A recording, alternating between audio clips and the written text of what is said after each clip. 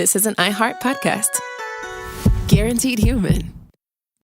Hey, this is U.S. Olympic gold medalist Tara Davis-Woodhull. And I'm U.S. Paralympic gold medalist Hunter Woodhull. As athletes, our lives are about having a clear path. And a team that you can absolutely trust. So when it came to getting the best mortgage, we chose PennyMac.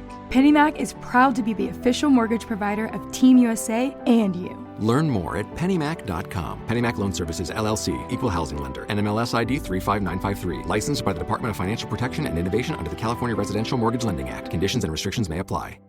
Support for the show comes from Public, the investing platform for those who take it seriously. On Public, you can build a multi-asset portfolio of stocks, bonds, options, crypto, and now generated assets, which allow you to turn any idea into an investable index with AI. It all starts with your prompt. From renewable energy companies with high free cash flow to semiconductor suppliers growing revenue over 20% year over year. You can literally type any prompt and put the AI to work. It screens thousands of stocks, builds a one-of-a-kind index, and lets you backtest it against the S&P 500. Then you can invest in a few clicks. Generated assets are like ETFs with infinite possibilities, completely customizable and based on your thesis, not someone else's. Go to public.com/podcast and earn an uncapped 1% bonus when you transfer your portfolio. That's public.com/podcast. Paid for by Public Investing. Brokerage services by Open to the Public Investing Inc. Member FINRA and SIPC. Advisory services by Public Advisors LLC, SEC registered advisor. Generated assets is an interactive analysis tool. Output is for informational purposes only and is not an investment recommendation or advice. Complete disclosures available at public.com/disclosures.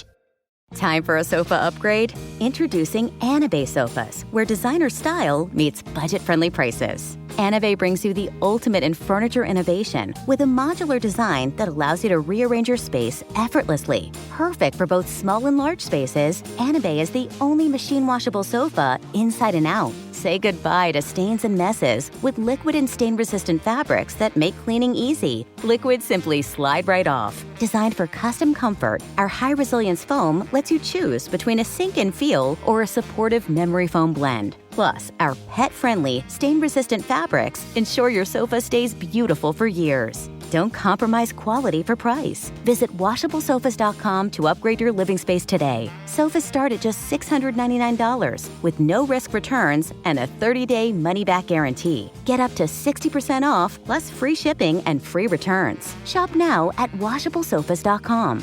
Offers are subject to change and certain restrictions may apply.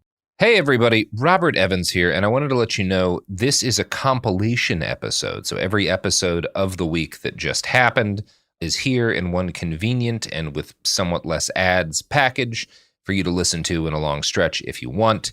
If you've been listening to the episodes every day this week, there's going to be nothing new here for you, but you can make your own decisions.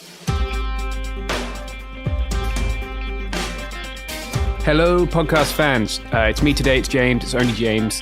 We're giving you some updates on the UC strike, but we recorded these before some changes happened. Progress, you could call it. Maybe it's not progress, depends on where you're at position-wise with that. But there are two interviews today. One's going to explain a little bit about the bargaining and the differences between rank and file on the bargaining team. The other one's going to explain the very important and radical and progressive access needs, demands that were made, and it seems like ultimately not, at least they're not on the table in this tentative agreement. So there's a tentative agreement out for voting right now. If you have been on the internet today, Saturday, and if you've been on today, you'll have seen it presented as if the strike was over. That's not necessarily the case, right? The contract is up for ratification and it's ratified by union members who have to vote on it. A number of people are organizing for a no vote, especially people who are in departments or parts of the university which would qualify for lower tiers of pay. The contract has tiered pay both geographically and based on what kind of work you're doing. So a lot of people who are left at the bottom of those tiers are obviously feeling like they've been out on strike for 5 weeks and haven't got what they wanted. A lot of people who are on those higher tiers are also feeling like they should be expressing solidarity with their fellow workers at the bottom. But you will have seen like a lot of reporting. Some of it came out very, very quickly after the tentative agreement was made, which is odd, and perhaps is because the union appears to be the union staff, I should say, the people who are making these, or some of the people who are in favor of this contract are using a PR company, which appears to have maybe seeded some stories in some publications, but we can't be sure. Certainly, they were very quick to press. So I would urge you to listen to this as sort of a coda to some of what you might be reading. There are two things. You can listen to them separately. You can listen to them one after the other. We won't have any podcasts for a while over the over the break. So I will speak to you again in the new year, and I hope you enjoy both these interviews. Mohammed, can you just explain, first of all, tell folks like which campus you're at and maybe what you're studying and where you are in the giant structure that is like the UAW UCSD? Yeah, absolutely. So I'm at UC San Diego. I'm a fifth year in the PhD program in the Department of Ethnic Studies. And yeah, I specifically study like Muslim racialization and sectarianism in the US. And how that links up to like imperialism, settler colonialism, like gender formations, things like that. And I suppose my place within this, as you say, like the labyrinth of UCSD and UAW politics. Right now, I'm just a rank and file member. However, a couple of years ago, I was the unit chair for San Diego. So I was actually on the bargaining team previously. And that was at the beginning of the pandemic. And so a lot of like COVID bargaining, for example, I sort of like oversaw that. And prior to that, I was an organizer with the COLA movement. And so I helped organize the Wildcat strike here at San Diego. Yeah. Nice. Yeah. That's a long history of union organizing. It's good. So can you explain to folks a little bit about, because you mentioned the bargaining team there, right? And maybe people won't be familiar with the distinctions in union organization. Obviously, like, this isn't Italy in the 1960s, so you don't bargain with the entire union en masse, sadly. But the university meets with a certain group of union representatives. So can you explain like who they are and how they're selected to start with, maybe? Yeah, absolutely.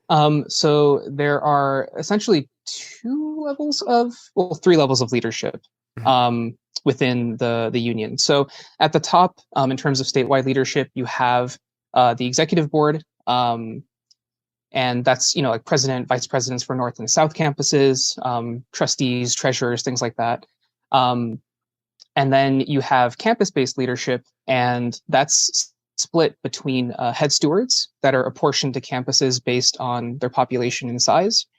And then you have two kind of sort of like head leadership positions, one being the unit chair and the other being the recording secretary. And so the bargaining team for the whole union is composed of the unit chair and the rec sec from each campus. And this time around, we've added someone from UC San Francisco. They're usually not represented, like in past bargaining cycles, they haven't been. So there are now 19 people on the UAW 2865 bargaining team, whereas previously there had been 18. And I guess the sort of like final level of leadership that combines both campus level and statewide leadership is what's called the Joint Council. But that's kind of the hierarchy or the structure of the union. Okay. Yeah, it's fascinating that it just went to an odd number, because I want to get on to something next, which is this division. Like there's I think people are calling them BT10 and BT9, right? Yeah. Which could have been BT9 and BT9 if you didn't have the UCSF person, which would have been a whole larger sort of mess. It's so much fun. Yeah. Yeah, that would have been great. So what is this division? Like there are two distinct, I guess, positions as regards bargaining. So perhaps you could explain a little bit of that. Yeah, absolutely. I mean, I think just, this might be obvious, but just to preface with the fact that even within these so-called camps of like BT10, BT9, there's a lot of heterogeneity, right? Yeah. And so we saw this voting bloc emerge in the first week of the strike, mainly around the wages demand, and how, one of the central pieces of that original demand, the way that it was crafted, was that it was aimed at bringing members out of rent burden. And so rent burden, I'm sure folks have talked about this before, but it's defined as paying more than 30% of your monthly income in rent. And so that translated in terms of our demand to a minimum base wage of $54,000 a year, along with wage increases that are tacked on to the increase in like the median rental price for housing. And so in that vote, we saw, the split emerge 10-9, and then we saw, again, this kind of split paralleled in the vote to have open or closed bargaining sessions, and the fact that 10 people voted to have closed sessions. And again, since then, another big concession. I'm going to use the term concession, even though there's a lot of consternation coming from like UAW leadership, because a concession is technically when you lose something you already have. And so when it comes to like the disability and access article, something that we proposed and which, a demand that was crafted through and by, disability justice activists and disabled workers, was mandatory supervisor training.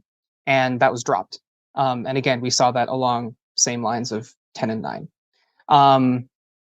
And so, I think ideologically speaking, if I were to kind of, analyze this and give my take, it's that the 9 people, I think, are more committed to, I suppose, being like representative of their campus concerns.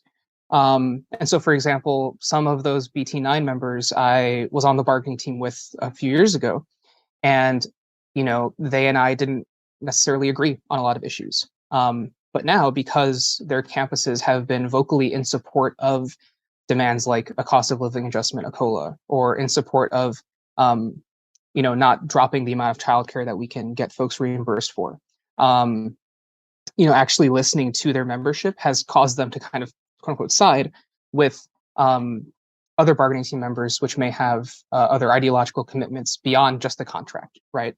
And so commitment to progressively defunding UCPD, right, the police department, and sort of putting those funds elsewhere within the university system.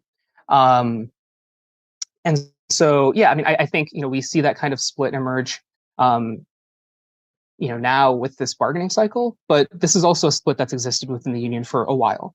And so you look historically at the 2018 contract cycle, 2014, right, 2010, 2011, and there's always been this kind of division, and it's it's represented in American labor more broadly between kind of like socio-political unionism on one end and more like liberal or business unionism on the other.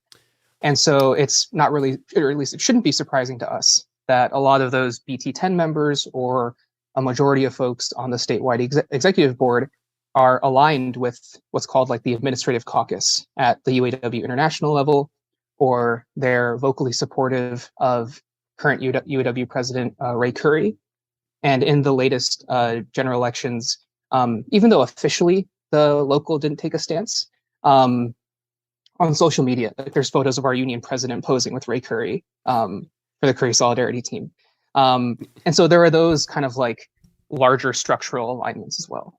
Yeah, and of course, if people aren't aware, even like you say, within the union as a whole, and within the whole American unionization, right? We have the AFL-CIO, which includes unions which are of police officers, and then we have. I know that the UCSD locals or at least the UC locals, I should say, of UAW have made statements about that being an issue, but it's still a thing that's happening, it doesn't necessarily follow, especially in this country, that labor organization is always progressive in its other politics, right? Yeah, absolutely. Yeah, I thought it was really cool that a lot of the demands that were made were progressive when the strike began, right? Like there was a cops off campus demand, there was this access needs demand, and things like that, like access to childcare for people. Like some of them were economic, some of them were not economic, some of them which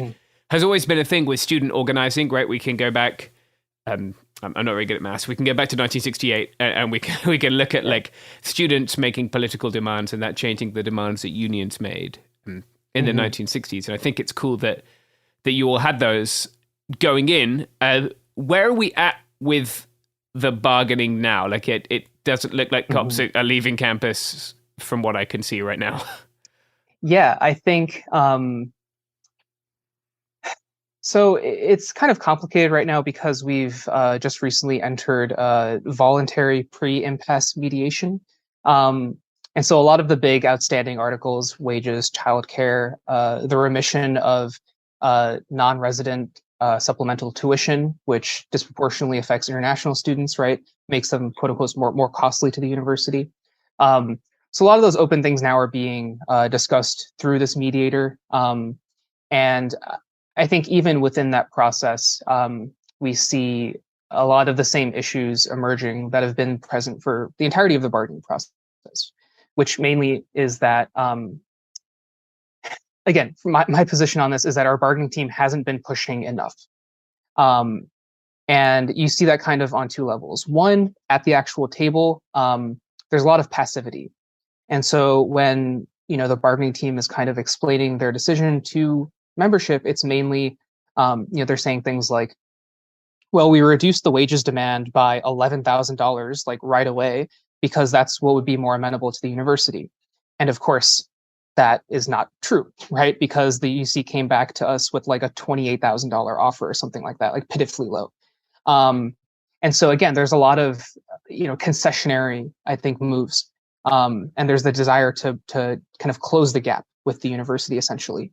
And again, that kind of betrays, I think, a fundamental misunderstanding from our bargaining team that somehow if we are respectable enough, if we present enough rational arguments, the UC will respect that, right? They'll sort of like give in to our demands. That will somehow goad them to come in our direction. Whereas, we should see the UC as like one of the largest bosses, one of the largest landlords in the country. And so, of course, they're going to try to screw us out of as much as they can because that's their function. And so on one end, I think we've seen a lot of core demands get dropped. We've seen intense like weakening of our position, as well as a really incredible lack of transparency. And so I mentioned before the fact that most bargaining meetings or most bargaining sessions have been closed doors. The fact that a number of like private like sidebars have taken place, and oftentimes membership gets like very vague emails, or we're told like, oh, progress was made, we won certain things, but then the technicality of those wins is completely left out of the picture. Even more recently, bargaining team members voted to make the votes at the table private. And so after dropping the COLA demand, folks were upset and obviously reaching out to the bargaining team, showing up to caucuses and being upset. And so from there, the bargaining team framed this as quote unquote harassment and essentially voted to make all the votes private.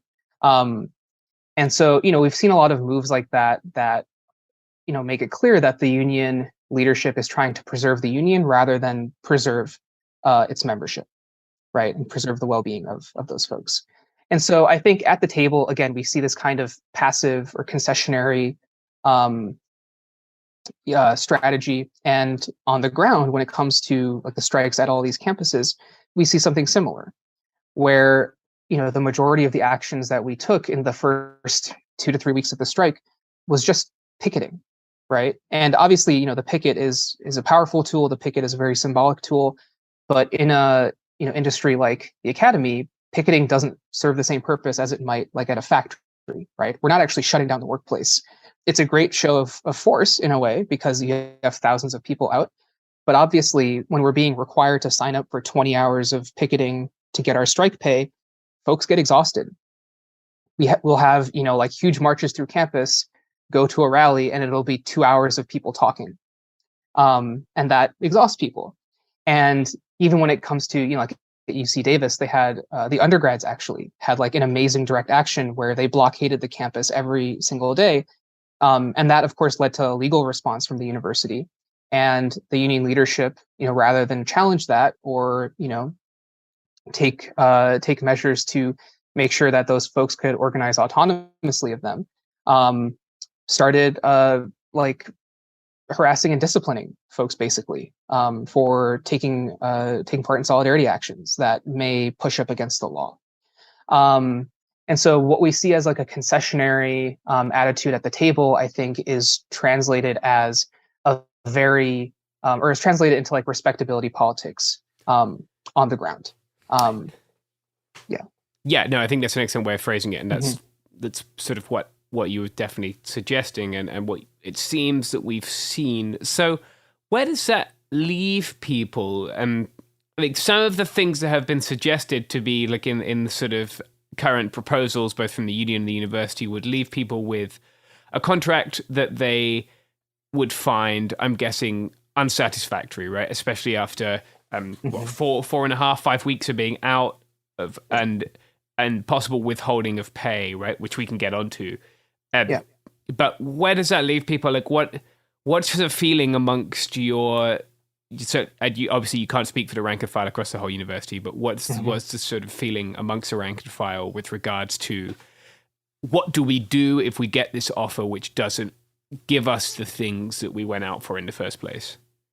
Yeah, I think that there is a lot of just polarization around that question. I've heard from a number of folks, unsurprisingly, I think people who are materially at least treated a little bit better, right, who get higher pay already from the university, being all right with it, but that's the most that I hear. I haven't heard anyone, even the most staunch supporter of the union establishment, say that this contract, or at least what is bound to come to the table at this point, is going to be satisfactory, is going to actually be desirable.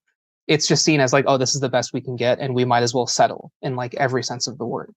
But that being said, there is a large contingent, again, of folks that are totally fine with that, or they're tired of striking, or they're seeing a lot of retaliation from their supervisors.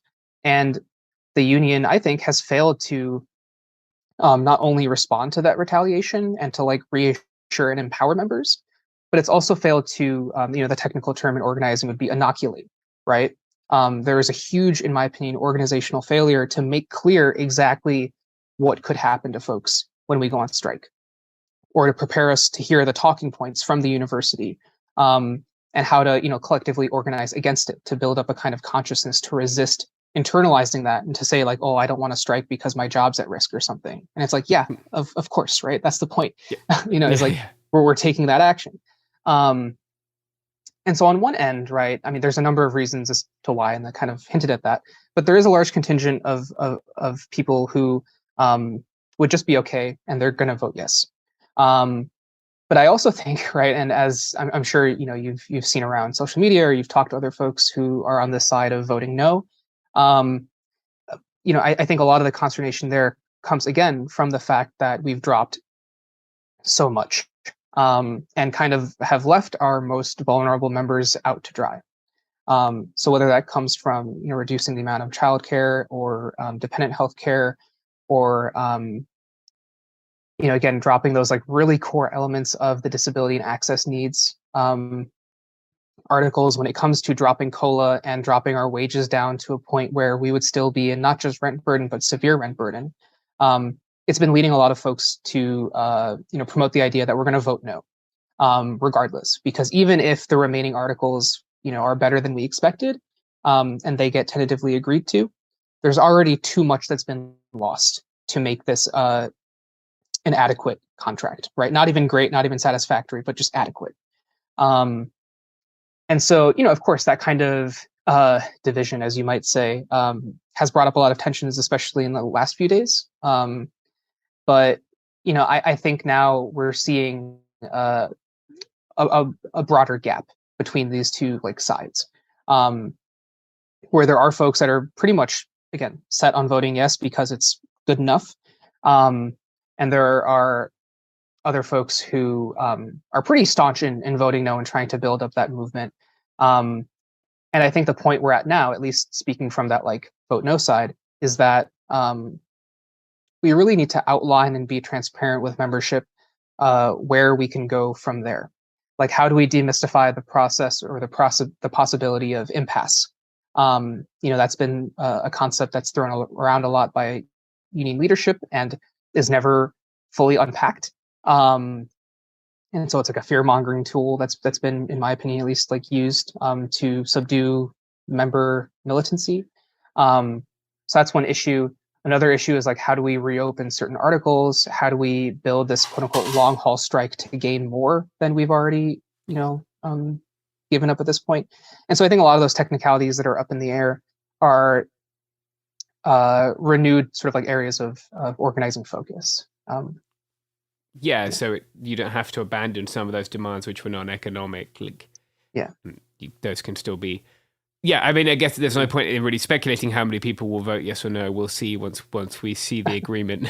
But like, can you give us an update then on where striking gets obviously progressively harder as it gets longer, right? People don't want to stand on a picket for 5 weeks, 6 weeks. They want to go home for the holidays.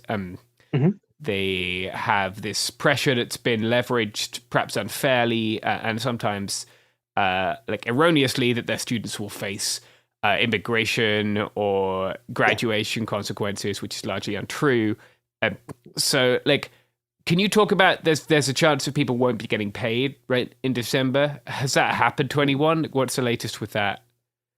So a lot of what's been going around in terms of issues with pay, a lot of the news I've seen concerns postdocs. So folks from the local 5810 who actually just signed and approved that tentative agreement. So the university has put out some language implying that they'll retroactively dock pay. And so, I can't like speak to the technicalities of that. But that's definitely a concern I've seen floating around. And I know that they're actively organizing around it. For ASCs and student researchers, none of us have been docked pay yet. We all got paid for December, in part because I just think the university has a really hard time keeping track of who's on strike. On top of the fact that, I mean, I don't know if anyone's already complained to you about UC Path, but the payroll system that got rolled out, a few years ago. It's terrible. It's an absolute fucking nightmare. And so I think it would be a massive achievement for them to even be able to withhold folks' pay through that system. They've struggled to pay people in the past, including myself.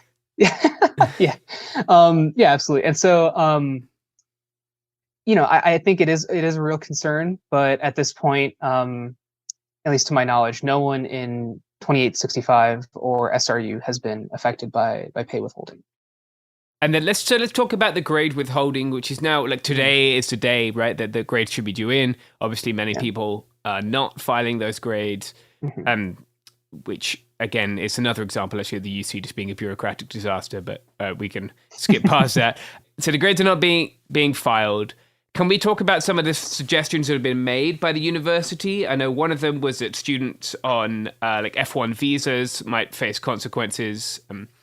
That's not true, as best having been on F1 visa, as best I understand it, and that students on grants and scholarships might face consequences. So can you explain sort of what they've said, and then perhaps offer some insight into why you think that might be misleading?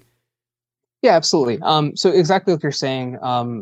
Folks in vulnerable categories, such as people on academic probation or whose financial aid is dependent on being in good standing, or international students. There's been a lot of fear-mongering and misleading information out there that these students might be, kicked out of school, they might be deported, they might face, financial consequences. But it's important also to recognize that having a grade remain blank doesn't affect folks' GPA. It doesn't affect folks' academic standing. And for international students, the best that we understand, and we've actually communicated with universities, international students' offices, and what they say is that it's enrollment that matters, not necessarily having the grade. And so even if, let's say like all of someone's grades are withheld, they've still enrolled in the requisite number of credits. Right. And so that standing in terms of a visa wouldn't be affected. And the same goes for even something as simple as moving on to the next course in a sequence. Because, again, the withholding of a grade doesn't affect that kind of like progress or academic standing. And as a sort of like technical note, a lot of folks are, again, concerned that like, well, wouldn't this blank grade lead to an incomplete, or wouldn't it lead to an F? And in terms of the incomplete, there's a reason why we're not filing everyone with an I. We're leaving the grades blank because an incomplete is costly. It's more work for everyone. And so we're avoiding that. And blank grades don't default to an F until the following semester or following term ends. And so for us at UCSD, since many of us are withholding grades, those blank grades wouldn't turn into an F until the end of winter, so around March. And I don't think anyone expects the strike to go that long. That would be truly historic. And so how has the undergraduate response been then? Yeah, that's it's difficult because I know at certain campuses, like I mentioned UC Davis earlier, there's been huge undergrad involvement there. Yeah. At San Diego, I think the response has been a bit mixed. I know many of my students, for example, were supportive of the strike. And within, my department, ethnic studies, we did try to get students more involved. Like we held teach-ins to get students to come out. And, the class that I'm TAing for right now is called Land and Labor. And so we talked about, UCSD, right? And the relationship to like colonialism, capitalism, land and labor. And so we've tried to integrate, not just, student engagement and support, but also to use this as another form of study, right? As a form of study that's outside the kind of like bureaucratic mess that is the university with its nonsense. I think what's difficult at San Diego is that, political engagement has historically come in waves. Obviously, at all universities, folks come and go.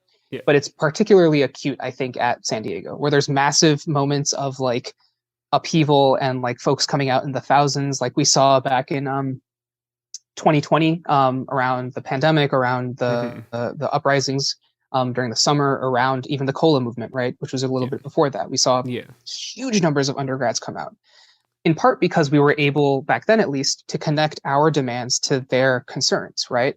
The fact that psychological services on campus are horribly underfunded, right? People have to wait a whole quarter to get even the intake appointment. The fact that, again, like they're getting screwed over with housing just as much as we are, paying, over $10,000 or $15,000 a year for a dorm. And so, that connection back then, I think, really drew out the undergrads. And that's what's really lacking now.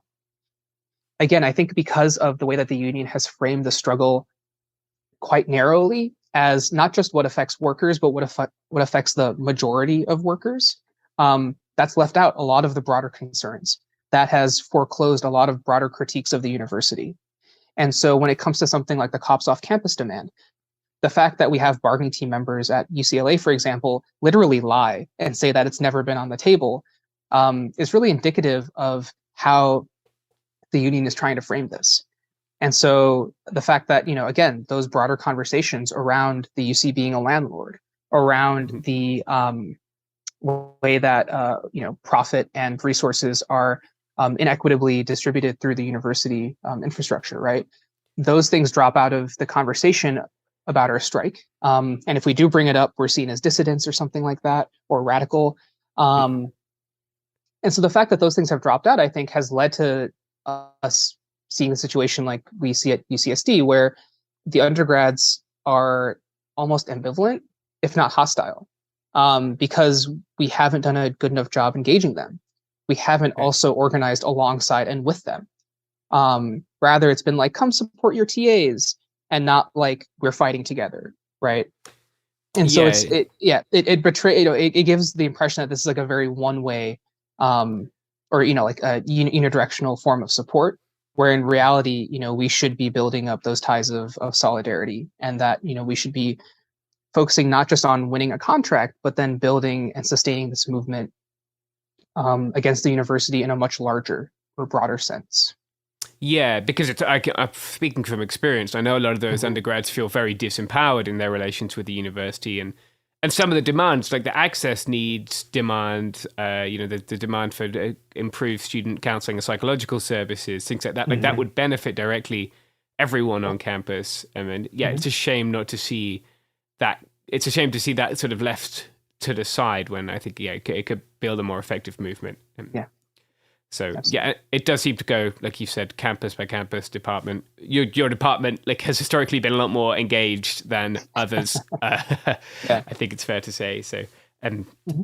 So we've reached the Christmas break now. Grades have been withheld, which I think a lot of people thought was like sort of a nuclear option or like a step up. Which it doesn't seem to have been. Like it really hasn't done anything. And the UC has entered into, or the university and the union have entered into a voluntary pre-impasse mediation.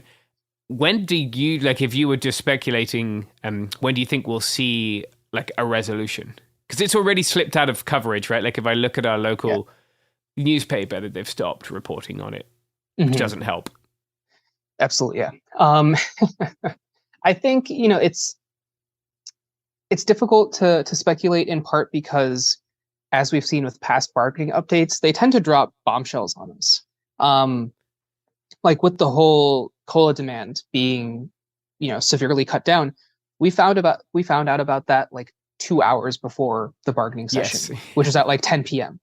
And so it's totally possible by the end of this week we'll have a tentative agreement. Like, folks have been speculating on that. It wouldn't surprise me. I would be disappointed, but I wouldn't be surprised. At the same time, though, I do think that we've been able to build up sufficient pressure on the union establishment or the leadership that I think they might be a bit more hesitant, right, to take that sudden of a move or to kind of come out of left field with something like that. And so, there is a distinct possibility, especially with the holidays coming up, that this might go into the new year. And obviously that would be like my hope to go as long as possible. Yeah. But yeah, I think it's incredibly tough. And I think that's causing a lot of anxiety. And that's kind of a disorganizing energy, right? To not know when something like this might happen because there is such an utter lack of communication or, democratic input.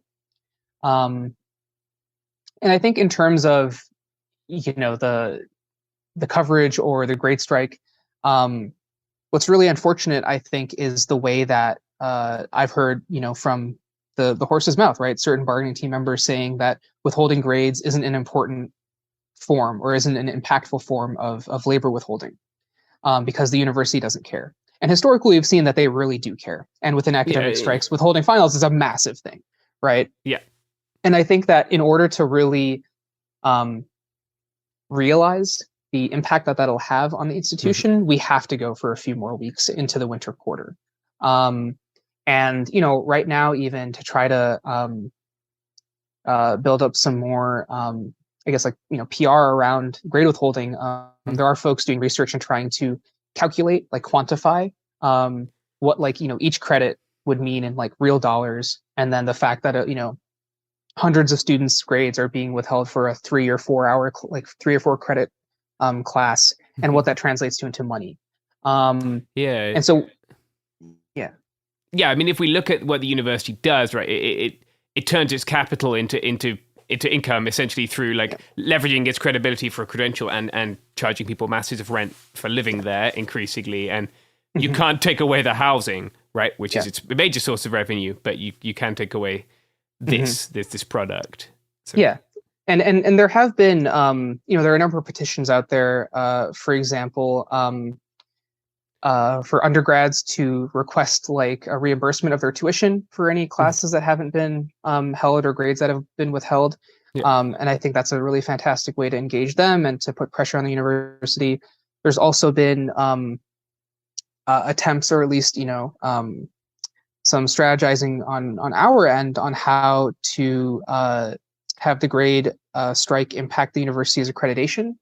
And so we are trying to look for avenues to increase the pressure from this kind of strategic move.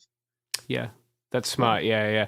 It must be difficult, I'm sure, as you develop relationships with undergraduates, and especially when you're TAing in your department, the class you care about. It's a shame to lose that opportunity to talk to people about important things like land and labor.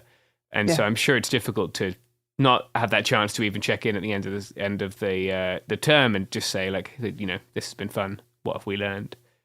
Yeah, absolutely. And I think, for a lot of us who are ASEs, we're doing this not just for ourselves, but for our students, right? Because we care about education and we recognize that the university as an institution is actually corrosive, right, to a quality education. And so absolutely, I think there is a sense of loss. I think the fact that I can't, like you're saying, close out my class, the fact that I can't, really invest in my students the way I want, and not trying to blame that on the strike, but trying to blame that on the conditions that have brought us to strike in the first place. Right. Yeah. I don't want to get full Marxist on Maine, but the further alienated you are from your labor, then the less the experience is for your undergraduates, and that is definitely a thing that happens at the university. You become more and more alienated, and Oh yes. yeah, the joy dies. Yeah. I say with a PhD and doing no work in academia. Mohammed, is there anything else people should know about the strike, like that we haven't talked about? Let's see.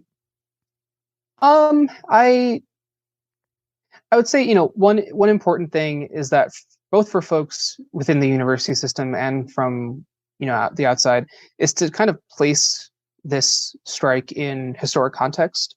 I think when the union leadership has spoken about this at all, it's mainly around the size of the strike. The fact that it's historic because we have 48,000 possible strikers from throughout the UCs.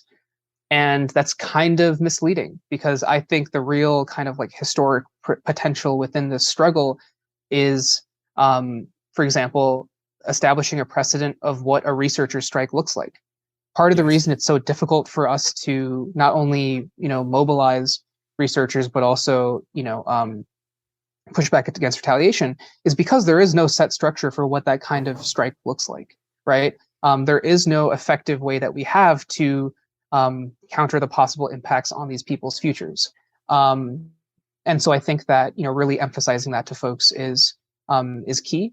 Another thing is the COLA demand, right? The fact that we are trying to, or at least we've tried to tack our wage increases, not just to inflation or the consumer price index, but to the median increase in rental prices. That would be huge. And that's not just big for us as workers within this local, but that does set the precedent for all workers in the US. And I think that, we really, by we, I mean like the union as a whole apparatus, has not stressed the importance of that or the kind of like monumental shift that could kind of provoke in the landscape of American labor broadly. Just so if people aren't aware, like rent in California has gone up way more than double, almost triple the rate of inflation. Yeah. And working people who are members of unions, by and large, tend to be people who don't own property. They tend to be people who rent property, right? And I can see by your unfinished concrete ceiling that you're renting from the UC, which is the biggest landlord in California. So, you're right that this is a very historic thing. Is that rent increase for COLA, is that tied to median rent in the state? Or is it median rent across UC rented like apartments? So I think the actual language, so this is part of the problem, is that because it was dropped so quickly at the table, we weren't even able to get into the vicissitudes of the demand itself. And so from my understanding, the increase would be based on the least affordable, or essentially the largest increase that we'll see at any of the campuses. Okay. And everyone's wage would be increased to that. When we look at the base wage, though, the 54K, that was tacked on to, again, a kind of like median income or a median rental price throughout the state as well. And so actually 54K would be exactly enough to get me out of rent burden. So anything less than that would actually still keep me in rent burden. And so, that's kind of how the demands. Yeah, which rent burden is far too normalized, I think, especially in California. That, and collective bargaining as tenants as well as workers is fascinating, right? Like it's something we've seen, but not on a large scale.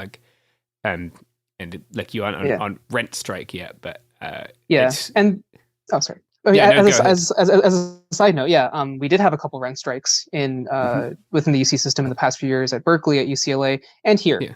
And so I was actually part of organizing in the aftermath of COLA at the beginning of the pandemic. I helped organize the first rent strike within HDH, UCSD grad housing.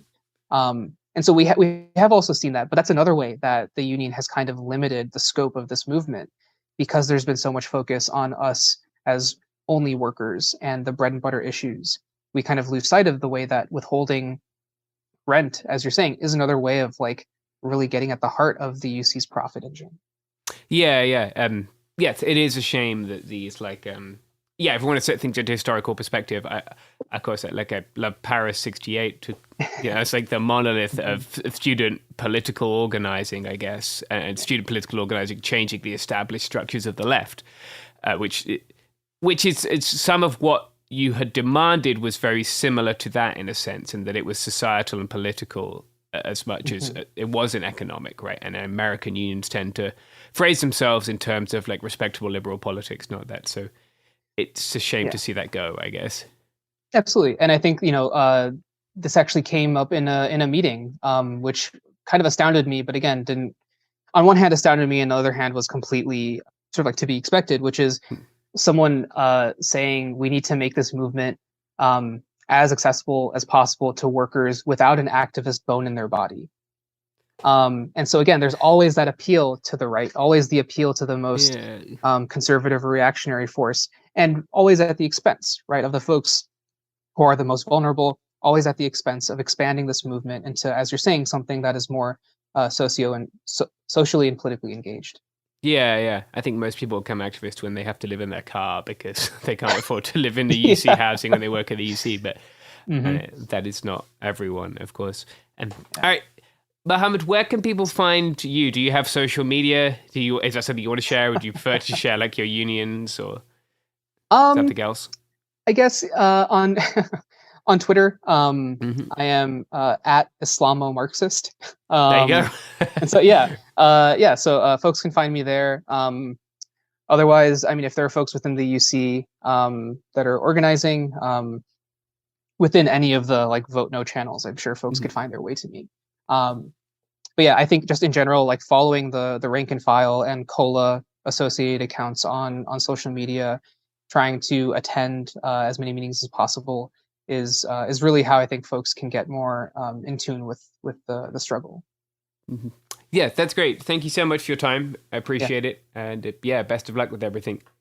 Thank you so much. Yeah. So I'm joined today by Megan Lynch, who's the founder of and a volunteer for UC Access Now, which has been one of the important bodies lobbying for increased access needs for people with disabilities at the UC as part of this strike. Hi, Megan. How are you doing? Hi, I'm doing well. How about thanks for having me. No, great. Thanks for coming on. Megan, can you explain a little bit about UC Access Now first, and then we can get into sort of what the issues were and what the demands were? Well, let me start with clarifying what access needs are. Generally, I wouldn't want to have more access needs because it would mean that I need more things that I need to negotiate getting them met. So an access need is I have something that I need somebody to the inaccessible environment that we have often. It's sort of default inaccessibility. And so having an access needs means that, I need to work out how to be in that environment. And sometimes you can even be in a really well accessible environment, and it would be hard for people to meet your access need without, again, trying to come to some kind of agreement. So there's a difference between accessibility and access needs, and I just wanted to clarify that. Oh, thank you. Yeah. I think that's very important. So can you explain then what sort of issues people were running into before the strike? Like what sort of things were there that limited people's access to university spaces or education or work? Well, still very much going on. And in fact, it's actually increased during the pandemic. The only time where things got a little better for some of us was, in March 2020, when everybody, and this is what often happens, is that when suddenly people who don't identify as disabled need something, and there's enough of that, then there's no problem. Nobody has to submit medical documentation. Nobody has to get special permission. It's really not a big rigmarole, right? But when you identify as disabled and you say I have this as an access need, then suddenly you get the Spanish Inquisition in terms of whether you deserve this thing that your tax dollars have been paying for at your institution anyway. So it really runs the gamut. For I guess what I could best talk about is my own situation and what led to the formation of UC Access Now. So I arrived here before the start of fall 2019 as a 50-year-old disabled grad student. So I'm already in a kind of unusual position by being 54 years old here and then disabled on top of it. And I was set to TA my first quarter here. And I could spot even before the quarter started that the kinds of cycle racks they have here at UC Davis, which is, usually lauded for being quote unquote bike friendly, were not accessible to me, and that they would eventually, I could do it once or twice without hurting myself, but over time I was going to be hurt, and that would get in the way of me being able to do my duties as a TA, not to mention anything I need to do for myself, because I was riding like a lot of disabled cyclists. I don't ride the standard upright bicycle. I ride a recumbent bicycle with underseat steering. And the racks are not usually a big deal places. I've lived in a number of different cities in California. Berkeley, Los Angeles, a lot of places have what are, U racks, which is similar kind of to a Sheffield rack for folks who know those, except, not quite as big. So it's not like it's this special, you don't go to a special adaptive store for this rack. It is a more accessible rack, and most cities are sensibly using them. But for here, because despite their bike-friendly reputation, they actually want to prioritize space for cars, they have made these racks that are so close together and not supportive, et cetera, that the only part I could ever lock my bike to would be the ends, and that's what everybody else wants to take first. And it wouldn't even be easy to the ends because, again, these are really very specifically, they have wheel wells, and the relationship between the lock thing and the wheel well is exactly the space apart you would do if you had sort of a standard adult size upright bike. And honestly, they're not even good for people who ride those. So for instance, if you go on UC Davis subreddit, you will see sometimes threads where people are bullying people who want to get a cruiser bike because they're like, those things take up too much room. No, it's not that they didn't take up too much room. It's that the racks are very poorly designed. Yeah. There are things that take up a lot of room in cities, but they are SUVs. Yeah, they would rather bully somebody about their choice of bike than to say, hey, these are really, what a waste of taxpayer money to get these bike racks that not only don't work for a lot of disabled people, but don't even work for people who are riding cargo bikes or using a trailer or, other things you would want to do. So anyway, I went first to the Disabled Students Center here, which is, the rationing and policing agency for disabled people. And, it's amazing to me, like these are the people, and they would literally call themselves experts on disability and accessibility. And they said to me, gosh, it never occurred to us that would need to be accessible. And this is on a campus where they're trying to encourage you to leave your car at home, at least some of us, right? Yeah. And it's also how you get to school and to work, right? So why wouldn't I need that to be accessible? And so I asked for something as simple as, can you sign a letter? They wouldn't do it. They wouldn't back me up at all. So then I go directly to the transportation and parking services. They were like, it's not covered under ADA, which is not true. And, and then they were like, the solution they wanted to pose with that, eventually when I finally, after months, got a meeting, they were like, well, give us your schedule of classes and we'll install one of these racks at each building you're at, as if my schedule isn't going to change each quarter. Right. Yeah. And it's going to take is them that that a better long to use do of? Yeah, is that a better use of tax money to send a crew around to jackhammer concrete at a different location for each quarter according to each disabled cyclist class that changes? Just get the right rack. Yeah. So that's when I went to the union, and even in the union at that time, it was really clear it wasn't just with that issue. I had other issues, but this was definitely getting in the way of my work as a TA because it was hurting my hands very badly. And in fact, I'd fallen a couple of times and my bike had fallen on top of me, and like nobody helps you. You just sit there watching you like a turtle trying to get up again. So there's things like that. There's things like even just the housing here in terms of, for instance, if I had the luck of having a romantic partner, if I'd had the wealth and the ability to choose to have children, I would have been able to get grad housing. But as a disabled person who has an access need to be close to campus, I had zero priority whatsoever. And so I very nearly ended up starting that quarter having to live out of my car because, and I would think it would be pretty clear that a 54-year-old disabled grad student might actually have maybe have have fewer options in housing than somebody who's in their 20s and isn't disabled. But and I'm not saying that parents don't need family housing or anything like that. But what I'm saying is very clearly, I think some disabled people do have strong access needs to have accessible housing near campus. And that's very much not something that they bothered themselves with here at UC Davis. So, there's other things in terms of online accessibility and other things, but those are the things that affected me that I think are worth mentioning simply because they're both unusual things people don't tend to think of.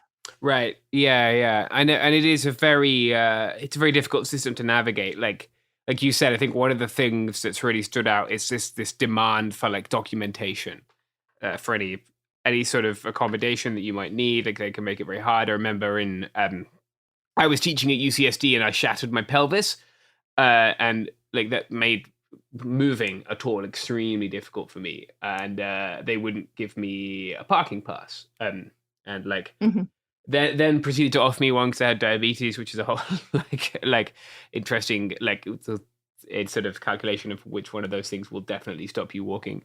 So yeah, and it was extremely sort of humiliating, I can say, from a personal perspective, and degrading and time consuming and unnecessary. And so what were the demands then? At the start of this strike, right, there was an access needs element to the demands being made by the union. So perhaps we can go through, maybe first we can go through how you went from like this bike rack, which didn't accommodate a pretty basic need, right, to transport yourself to campus. How do we get from there to the union having access needs demands as part of the strike?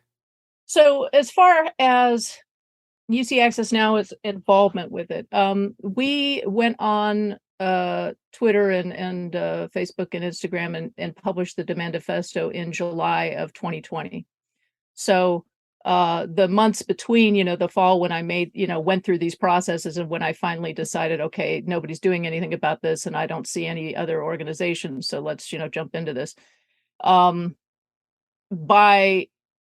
July, UC Access Now was contacted by somebody who was an officer within UAW 5810, and that's the postdoc and academic researcher union.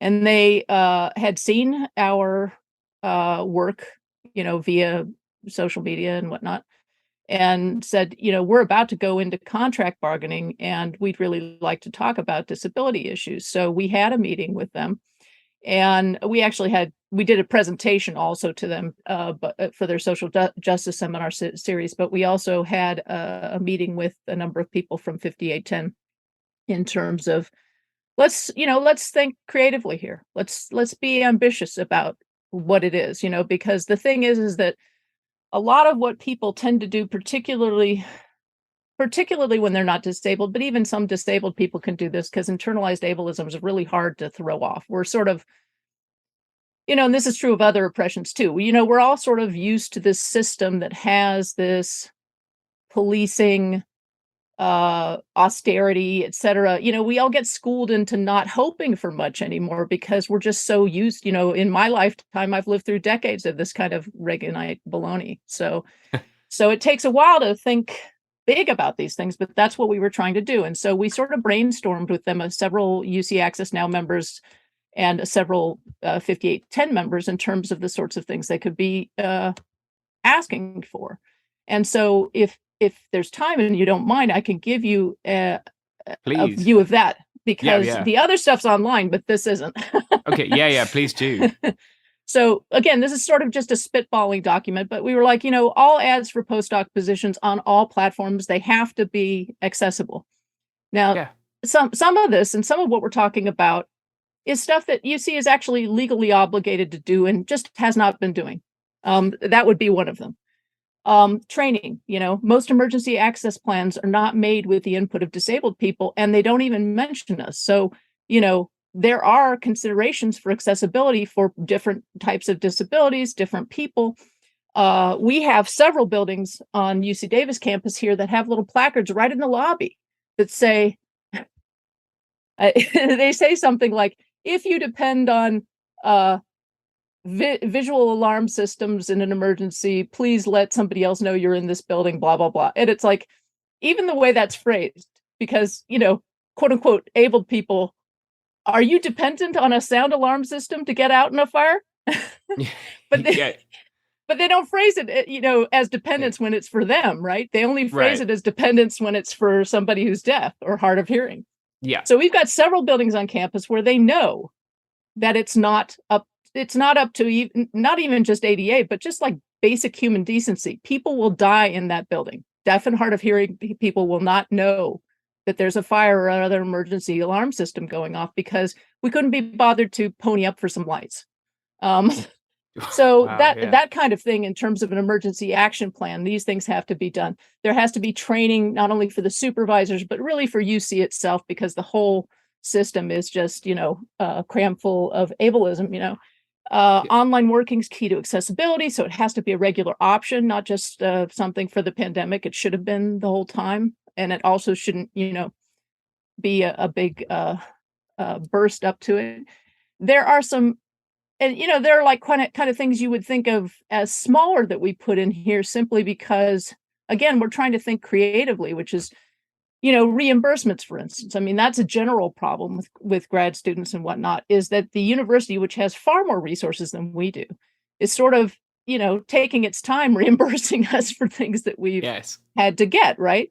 And so the debt is actually being heaped onto the people least able to support it. And when it comes to disabled people, that is going to be even more of a burden because most disabled people have a higher cost of living and often have a lower income to boot. So we put, that in there. We put in reimbursements for costs incurred working at home or in other ways remotely for an employer. That's Section 2802 of the California Labor Code. Sick policy in terms of like commuter checks, which, or some other kind of thing for public transit. Make the childcare spaces and lactation rooms are accessible because, the union will like lobby for that, right? But you need to be express about the idea that these things need to be accessible. Like people don't think of everything needing to be accessible, but really it does. Yeah, and that sends a very sort of condescending message about like what different people with different disabilities might or might not be doing, which obviously isn't great that the UC is doing that. So like I thought these demands were fascinating because it's not what we often talk about when we talk about strikes. Like we talk about strikes often purely in terms of economics, right? Like in the US, that can include things like non-wage benefits, right, like healthcare. But in sort of most instances, we talk about strikes in bread and butter terms. Like they have gone out and they want this much money to come back. And I think that strikes have the potential to build much greater solidarity by doing things like this, by incorporating these, I guess, social justice demands is one way of phrasing it, or these basic human decency demands would be another way of saying it. Yeah. And it really, really impressed me that this was part of the package of demands from the union. How have things gone? Are you comfortable talking about how things have gone since the strike began? Well, I certainly don't know everything backwards and forwards because honestly, it would be hard for any one person to know it all. It's all extremely complex stuff. Yes. Not in terms of like, things on the ground, but in terms of the language in contracts and the process in bargaining. There's a difference between like things that are traditional to do as opposed to things that are actually the law. And then of course the actual enforcement of the law. So anyway, this has been going on for a whole year. And as you can imagine, like penetrating it as your average person, it can be very difficult. Yes. So I will certainly give you, my view of it as so far as I've seen it. But we do have, so we helped 5810 with like sort of spitballing and they took it from there.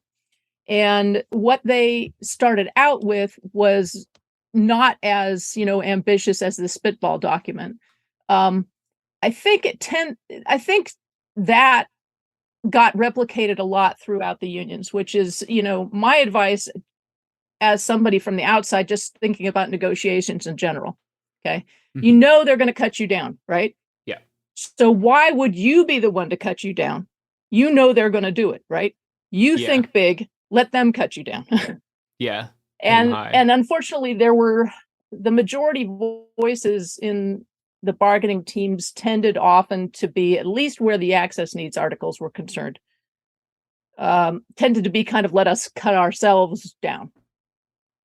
So the starting doc for 5810, although, it still had things in it that were very, like, if we have the original version of 5810 instead of what actually the folks, voted yes on recently, it would still be a revolutionary document in U.S. labor history. I think, I've never heard in the news, if anything, any more ambitious than that, but definitely it was down from what we were starting with, which, so, but I think what happened was that, 5810 came out and they were trying to coordinate and learn from each other, the different units, right? So then folks on SRU and UAW 2865 also worked on the access needs articles. And the access needs articles, even in themselves, was a change because the previous versions of these things were phrased as reasonable accommodations, which is language that stems from the Americans with Disabilities Act. And even that phrase is something that is really outdated because it is the idea is who is deciding what's reasonable, right? The person who has no lived experience of disability, or this gigantic public institution that is funded, including by disabled people's tuitions and fees and whatnot and taxes.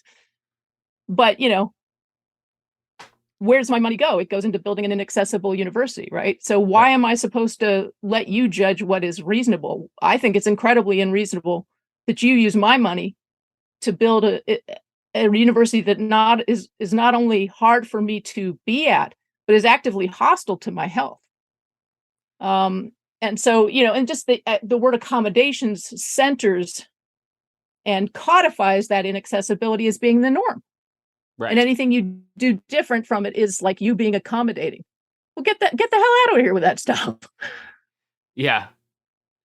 It makes much more sense to phrase it in those ways, and like, yeah, it seems like it was, as you said, a very ambitious goal, and one that not all of those things got transferred, which is, I mean, that can happen in strikes, but it's also like it's a non-economic thing that the university could have given to you all, that it wouldn't have had to have, and the university has a lot of money, and it would be very possible for it to pay graduate students the wage they asked for at the start, and postdocs could be paid the wages they asked for too, and it wouldn't really hurt the university. They could, there are a million ways they could fund that.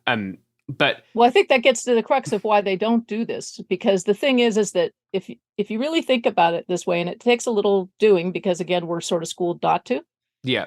But it is a form of misappropriation of public funds. If all of the public is funding this institution, and we do that through our state and our federal taxes, we do, and then, of course, if we get in, we're doing it through tuition and fees. And then, of course, the grants the university gets are also federal grants and this sort of thing. Then what you're doing is you're taking money that comes from all of the public, and pre-pandemic figures in terms of, like, this is before the mass disabling event that the pandemic is. Yeah. The 25% of adult Americans had at least one disability. So you're taking money from those folks and you're saying, but we're not going to build this public university in a way that is not only like tolerable by you, but like a place where you could thrive. It doesn't even reach tolerable. It actually drives a lot of us out of here. It worsens health. And I have no doubt that it has killed people.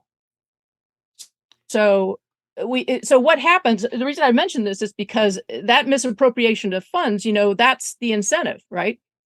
What can, if you're going off this austerity mindset that you shut off like people from things they need, right? What happens to that money? Well, we have an admin that is completely bloated in size. We have every single chancellor getting a raise during a pandemic that they completely blew in terms of public health protections, in terms of accessibility, even to people when they needed it during the pandemic. Like if they hadn't been fighting accessibility that long, we would have handled the pandemic better because we would have had better online pedagogy already available and developed. Yeah. So that's a kind of jump that people don't make, but that's exactly what's going on. That's why they have the interest in putting this rationing and policing bureaucracy together to, like, not many disabled people even get here because this is, of course, not the only ableist institution. It's hard to even get here. But then when you get here, they want to reduce who can get their access needs met. And then the access needs being met is such a gauntlet. And only the most privileged of disabled people can get that. And so, as far as disabled people at UC who are in the system, so to speak, are registered or whatever, that's going to not at all be representative of the public. That's going to be mostly white folks with some access to privilege, Yeah, of course. I think you've given a good sort of elucidation of why this is a struggle that obviously everyone should be part of and everyone should be getting behind, because it's all of us are invested in this and all of us are paying for this university, which isn't accessible right now. So I wonder, what's your advice? Because there are unprecedented numbers of people forming unions, right? Like Starbucks being one example that we see a lot of coverage of, but all across the country, there are more people forming unions, there are more people going on strike. How should they organize around similar things? How should they organize around getting these access needs met? Well, I think you have to start by sweeping your own side of the street, which is that you have to make sure that your union communications, your meetings, everything about your union is accessible. And if you don't know how to do that, then that's where you start. You start with learning what accessibility is and how to make things accessible, because what we found when we started, when we came out, kind of UC Access Now did, was, as you can imagine, in a society where there are quite strong financial punishments for even even identifying as disabled. And what I mean by that is, like, say, again, here on UC Davis, you were talking about how hard it was for you to get parking, right? When you had a shattered pelvis, how it was to go. Every single day here on campus, there are abled employees driving trucks and vans that they drive straight up to the door of the building on the sidewalk, blocking egress for actual disabled people and actually blocking fire egress out of the building. Because that's what's, because they can't be bothered to walk 20 feet from the legal space that they already have the privilege of being on campus compared to everybody else, right? But they had to have it even more convenient to that. And they drive straight up to the door, right? Nobody says boo about that. Nobody says you need to get a medical documentation. Nobody says you're getting fined and you don't get to drive this campus truck again or whatever. None of that goes on. What would happen, I guarantee you, if that employee identified as disabled all of a sudden, then they would come down on that person for what they're doing. It's a real, so because of these things, there's a lot of incentive for people to hide their disability, because there's a lot of stigma, but there's also a quite real financial hit to it. And so what happens once you sort of create a safer space to talk about it, people will start DMing you, and they will let you know that they're starting to have problems on the job or whatever. They may not be ready to come out for those. Like, some people, it's obvious they're disabled, right? It's not even like they have a choice about, quote unquote, coming out, right? Yes. But for other people, it's not obvious unless they tell you, and they have a lot of incentive to not, identify that way. But when you make your union a safe and inclusive and accessible place, you will find that you have already been making assumptions about what your union membership is. So you already have members who are disabled. It's just that they're not telling you about it. But furthermore, if your union starts really becoming an accessible, inclusive place, not performative, really being there, like you're your communications are accessible. You're clearly educating yourselves around ableism, educating yourselves around accessibility. So like when you have your meeting, it's not in a room that isn't wheelchair accessible, that doesn't have a working elevator on that floor, or all these things that people kind of don't think about until they're the one with the broken leg. Then that really goes some way to helping you organize things, and you will find you already have members that you can tap, because they'll start to feel more involved once they see you're willing to go to bat for them. And what I would say that folks should learn from the UC UAW experience right now, and this doesn't just refer to disabled workers, it's really other marginalized workers, which is,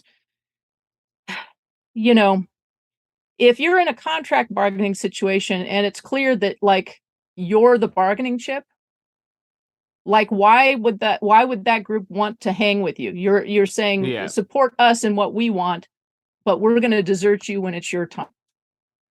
We're going to depend on the fact that everybody likes more pay, and we're just going to say, okay, you're going to stick with us and work, with the union no matter what.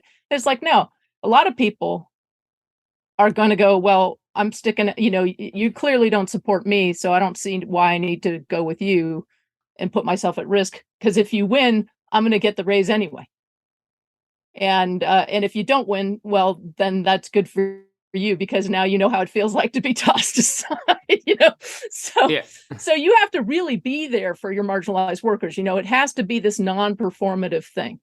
But the thing is that if you are non-performative about it, you're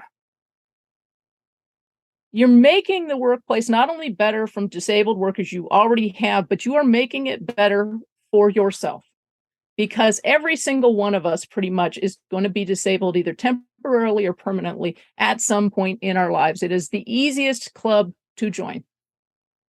And I think, as we found during the pandemic, a lot of people, they say, oh, online sucks.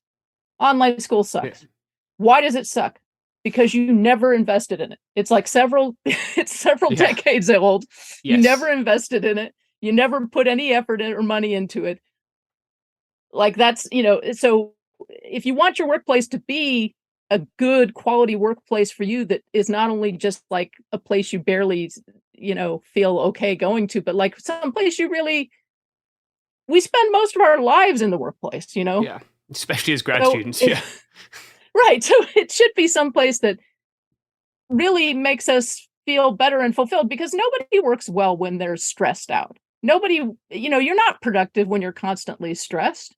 So this really should be a win-win all around. And think about it this way also, which is that, and this is particularly applicable when it comes to UC. And, the pandemic is another great example of this. This has gotten a little bit of focus in the press, but I don't think as much as it deserves, which is that you have this, not only an event where millions of people died globally, right? But you have quite a few people, they have long COVID, they have other things. Mm-hmm. People who arrive at UC, and particularly who go, get to the point they've got their degree or whatever, these are people who are trained, highly educated, trained in a certain thing. They're making contributions to their field. Do you really want it to be that we lose all the knowledge that these people have, all the institutional memory and experience that these people have, just at a time when we're facing incredible crises as a planet, in terms of climate change and in terms of, the attacks on democracies and things, or just even what the people mean to their community, right? You're talking about the fabric of your community. If you have an inaccessible workplace, if you have an inaccessible school, if you have places, in the public square that are not accessible, you're making it so that when somebody becomes disabled, and that person could be you may never be able to practice the thing that you love and you've trained for your whole life. And the community loses what you could bring to this at a time when we need more than ever, all hands on deck to be like solving climate change and other problems that face us. Yeah, that's very well said, actually. That Yeah, it's certainly made a very good case. So I wonder, I mean, obviously the negotiations are still ongoing, at least for the SRU and for, I think, for TAs as well. So what can people do to support the demands that have been made? Like, how can people maybe who are not part of the union, who are not part of the UC even, or perhaps undergrads who are part of the UC but not part of the union, how can they show solidarity and support here?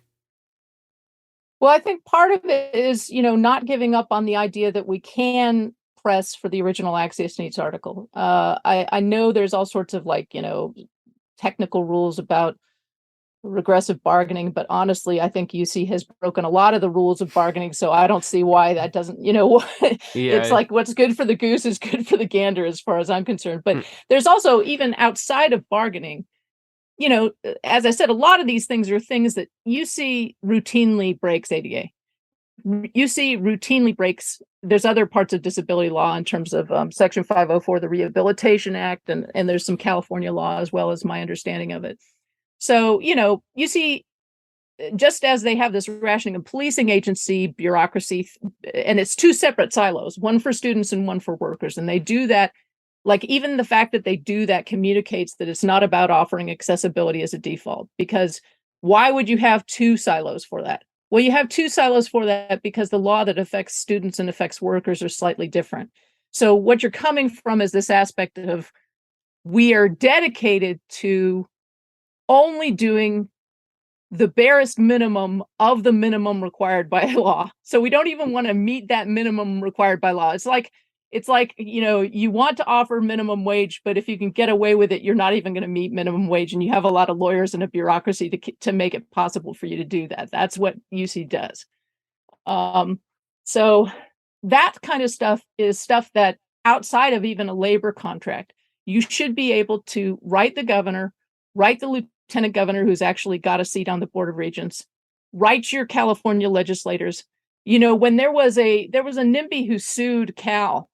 This was in the news this year. There was a NIMBY who sued Cal to make it so that Cal couldn't make housing, and Cal to make it so that Cal was going to have to limit how many it was admitting, because in the opinion of that group, like, they weren't building enough housing to take care of their students, and they were crowding up Berkeley and blah blah blah.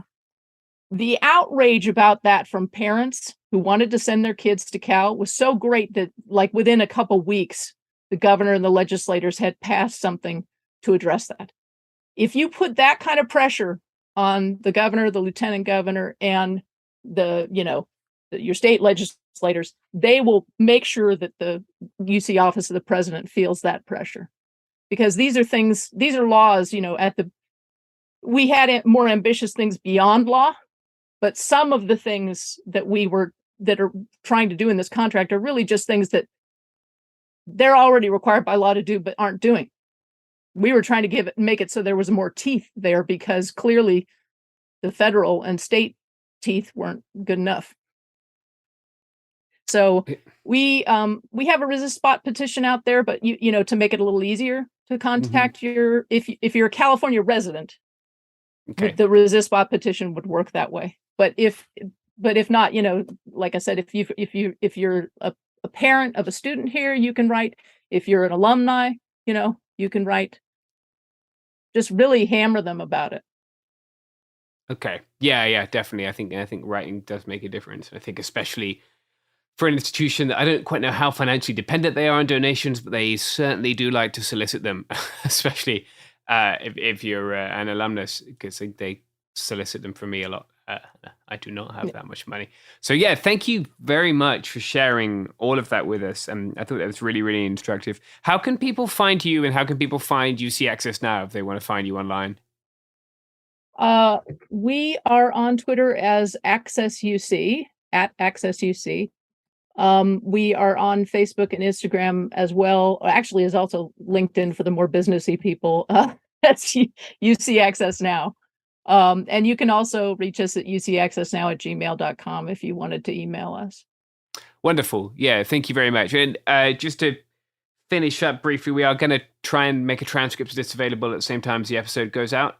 So if folks would like to read it that way, if that's easier for them, then we're going to make sure that we have that for this one. So yeah, if you're listening, or if you think someone else that you know would like this, and listening doesn't work for them, then we're going to do that. Thank you so much, Megan, for giving us some of your afternoon. And yeah, I hope you see some support, and I wish you the best of luck with everything. Well, thank you so much.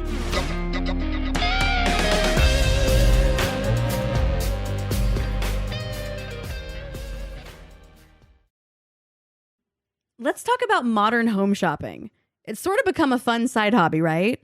Scrolling listings at night, dreaming about kitchens you've never seen, or backyards you haven't even stepped foot in, all from the comfort of pretty much anywhere.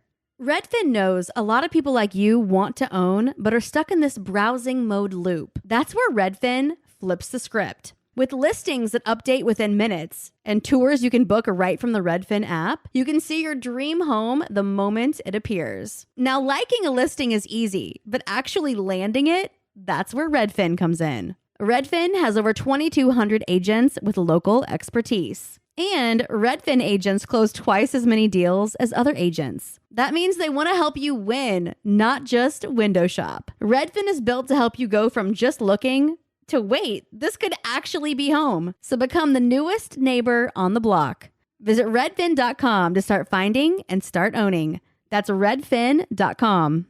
Support for the show comes from Public, the investing platform for those who take it seriously. On Public, you can build a multi-asset portfolio of stocks, bonds, options, crypto, and now generated assets, which allow you to turn any idea into an investable index with AI. It all starts with your prompt. From renewable energy companies with high free cash flow to semiconductor suppliers growing revenue over 20% year over year, you can literally type any prompt and put the AI to work. It screens thousands of stocks, builds a one-of-a-kind index, and lets you backtest it against the S&P 500. Then you can invest in a few clicks. Generated assets are like ETFs with infinite possibilities, completely customizable and based on your thesis, not someone else's. Go to public.com/podcast and earn an uncapped 1% bonus when you transfer your portfolio. That's public.com/podcast. Paid for by Public Investing. Brokerage services by Open to the Public Investing Inc. Member FINRA and SIPC. Advisory services by Public Advisors LLC, SEC registered advisor. Generated assets is an interactive analysis tool. Output is for informational purposes only and is not an investment recommendation or advice. Complete disclosures available at public.com/disclosures.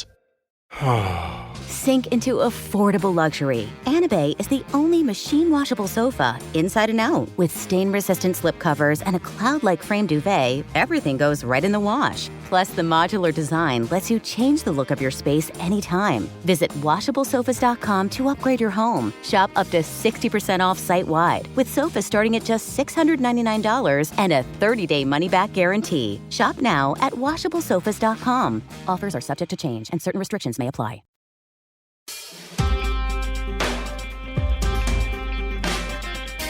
Wahoo! And welcome to It Could Happen Here. My name is Shireen, and today you are stuck with me. Yes. What a treat for all of you beautiful people out there. I've been wanting to do an episode about the World Cup for a while, but I felt like there was just so much to cover, and it was also happening in real time. So I wanted to wait a bit so I could have enough stuff to pull from. I will say I am recording this on Monday, December 19th. It is the day after the weekend where France lost to Argentina, and Argentina are now our World Cup champions. I'm happy about that.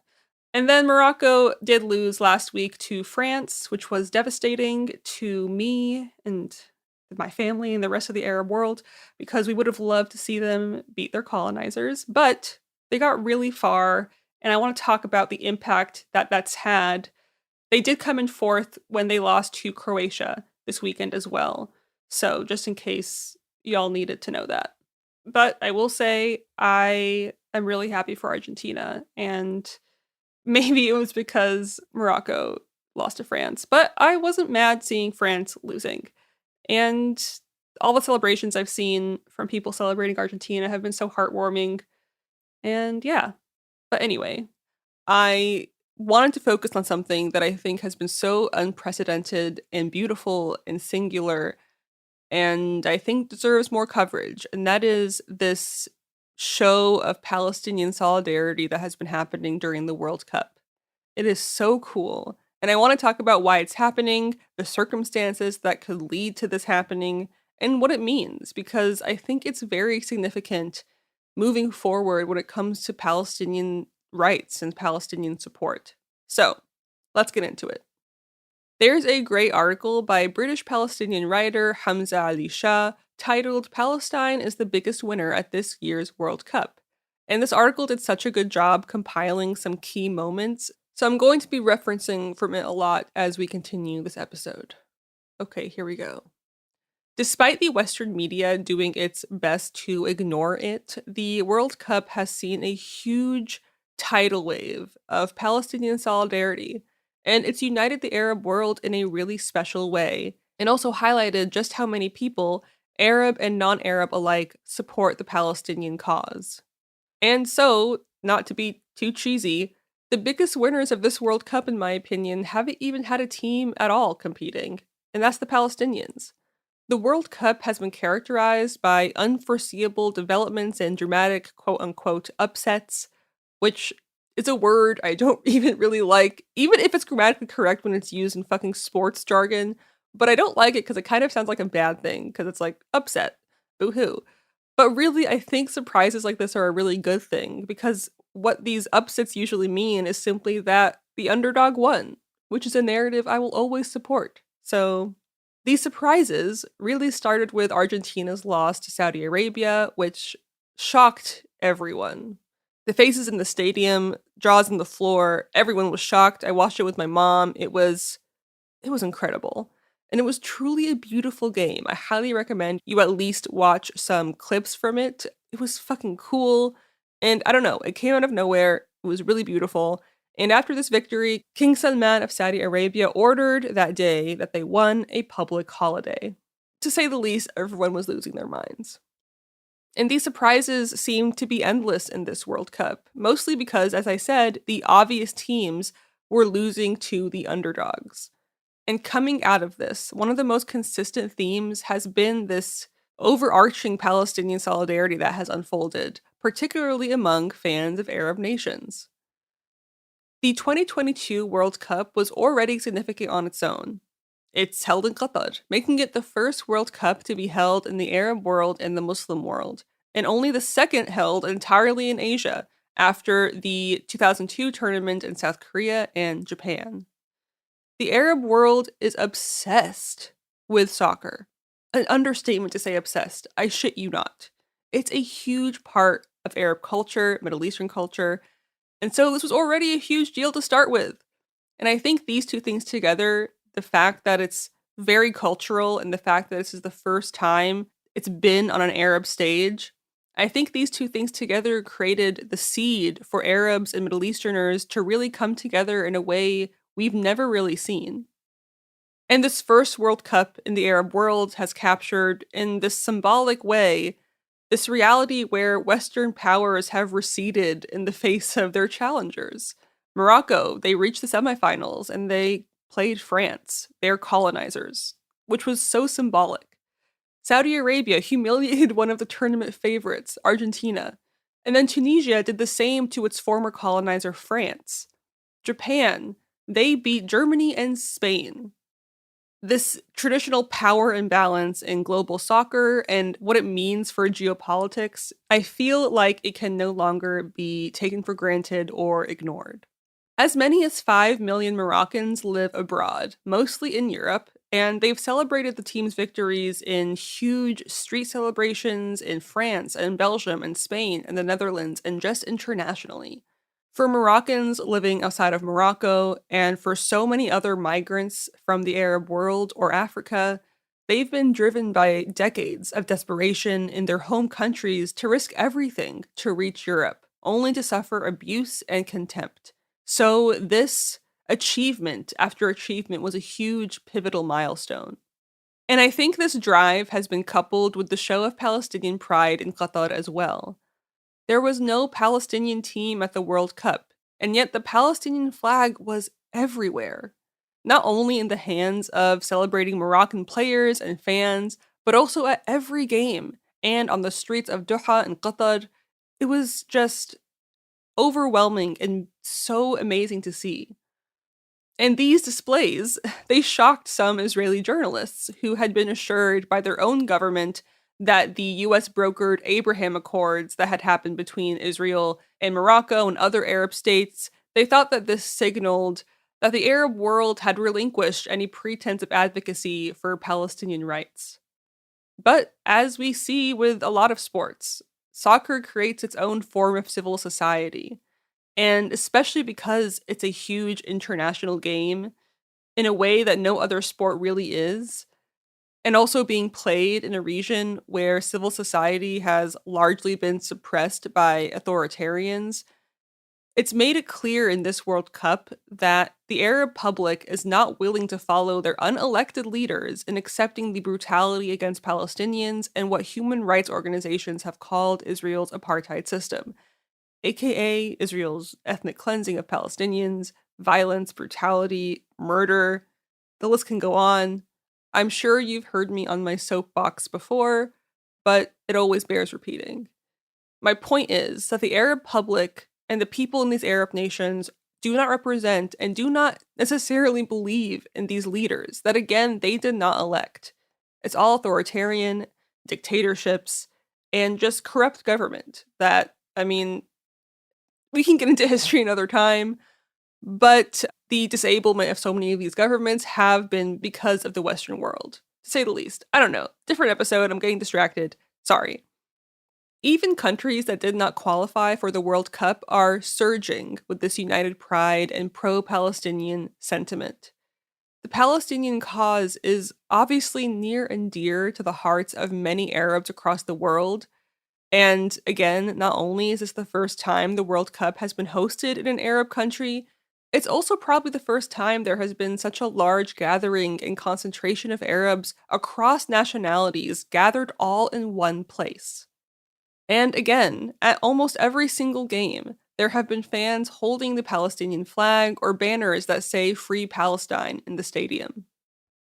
In their matches against Australia and Belgium respectively, Tunisian and Moroccan fans each unfurled a huge Free Palestine flag in the 48th minute, which is very significant because this is in reference to the 1948 Nakba, which translates to the catastrophe. The Nakba deserves millions of episodes on its own, but essentially it was the mass expulsion and ethnic cleansing of at least 750,000 Palestinian refugees in 1948, when the State of Israel was formed. A side note that I do want to mention here is that there's an incredible film on Netflix right now that you should all go watch. It's called Farha, Farha.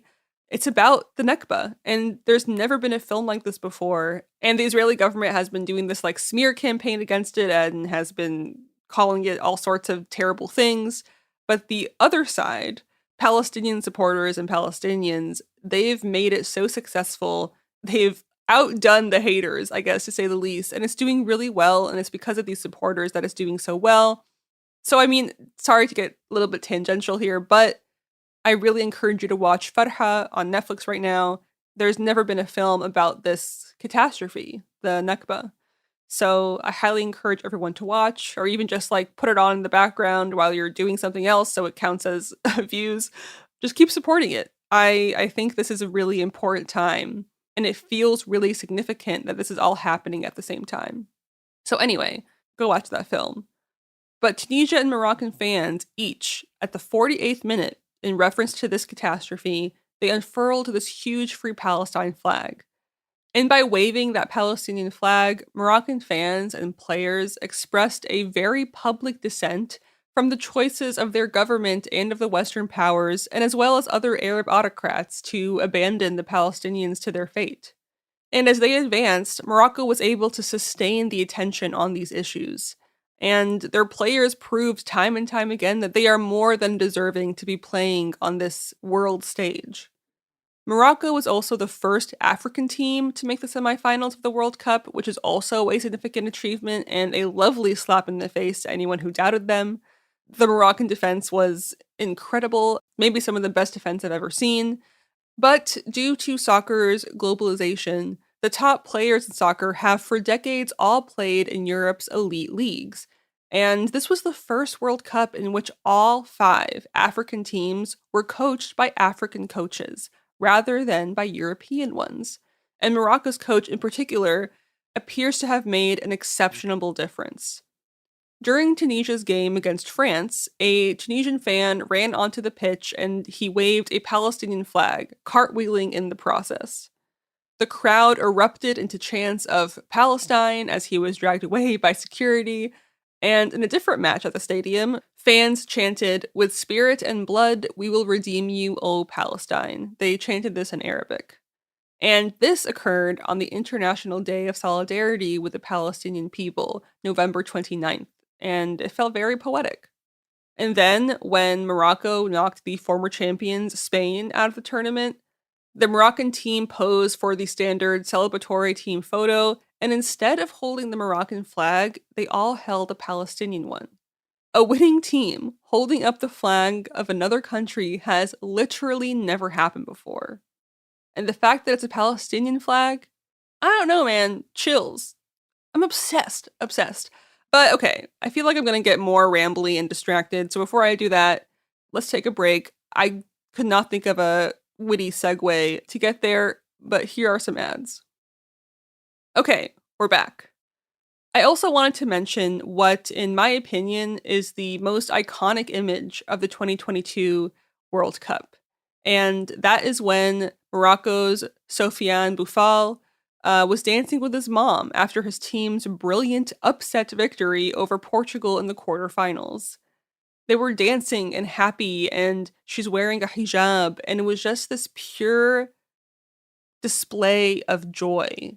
And it felt really familial to me, and it felt that way to a lot of Middle Easterners and Arabs and Moroccans.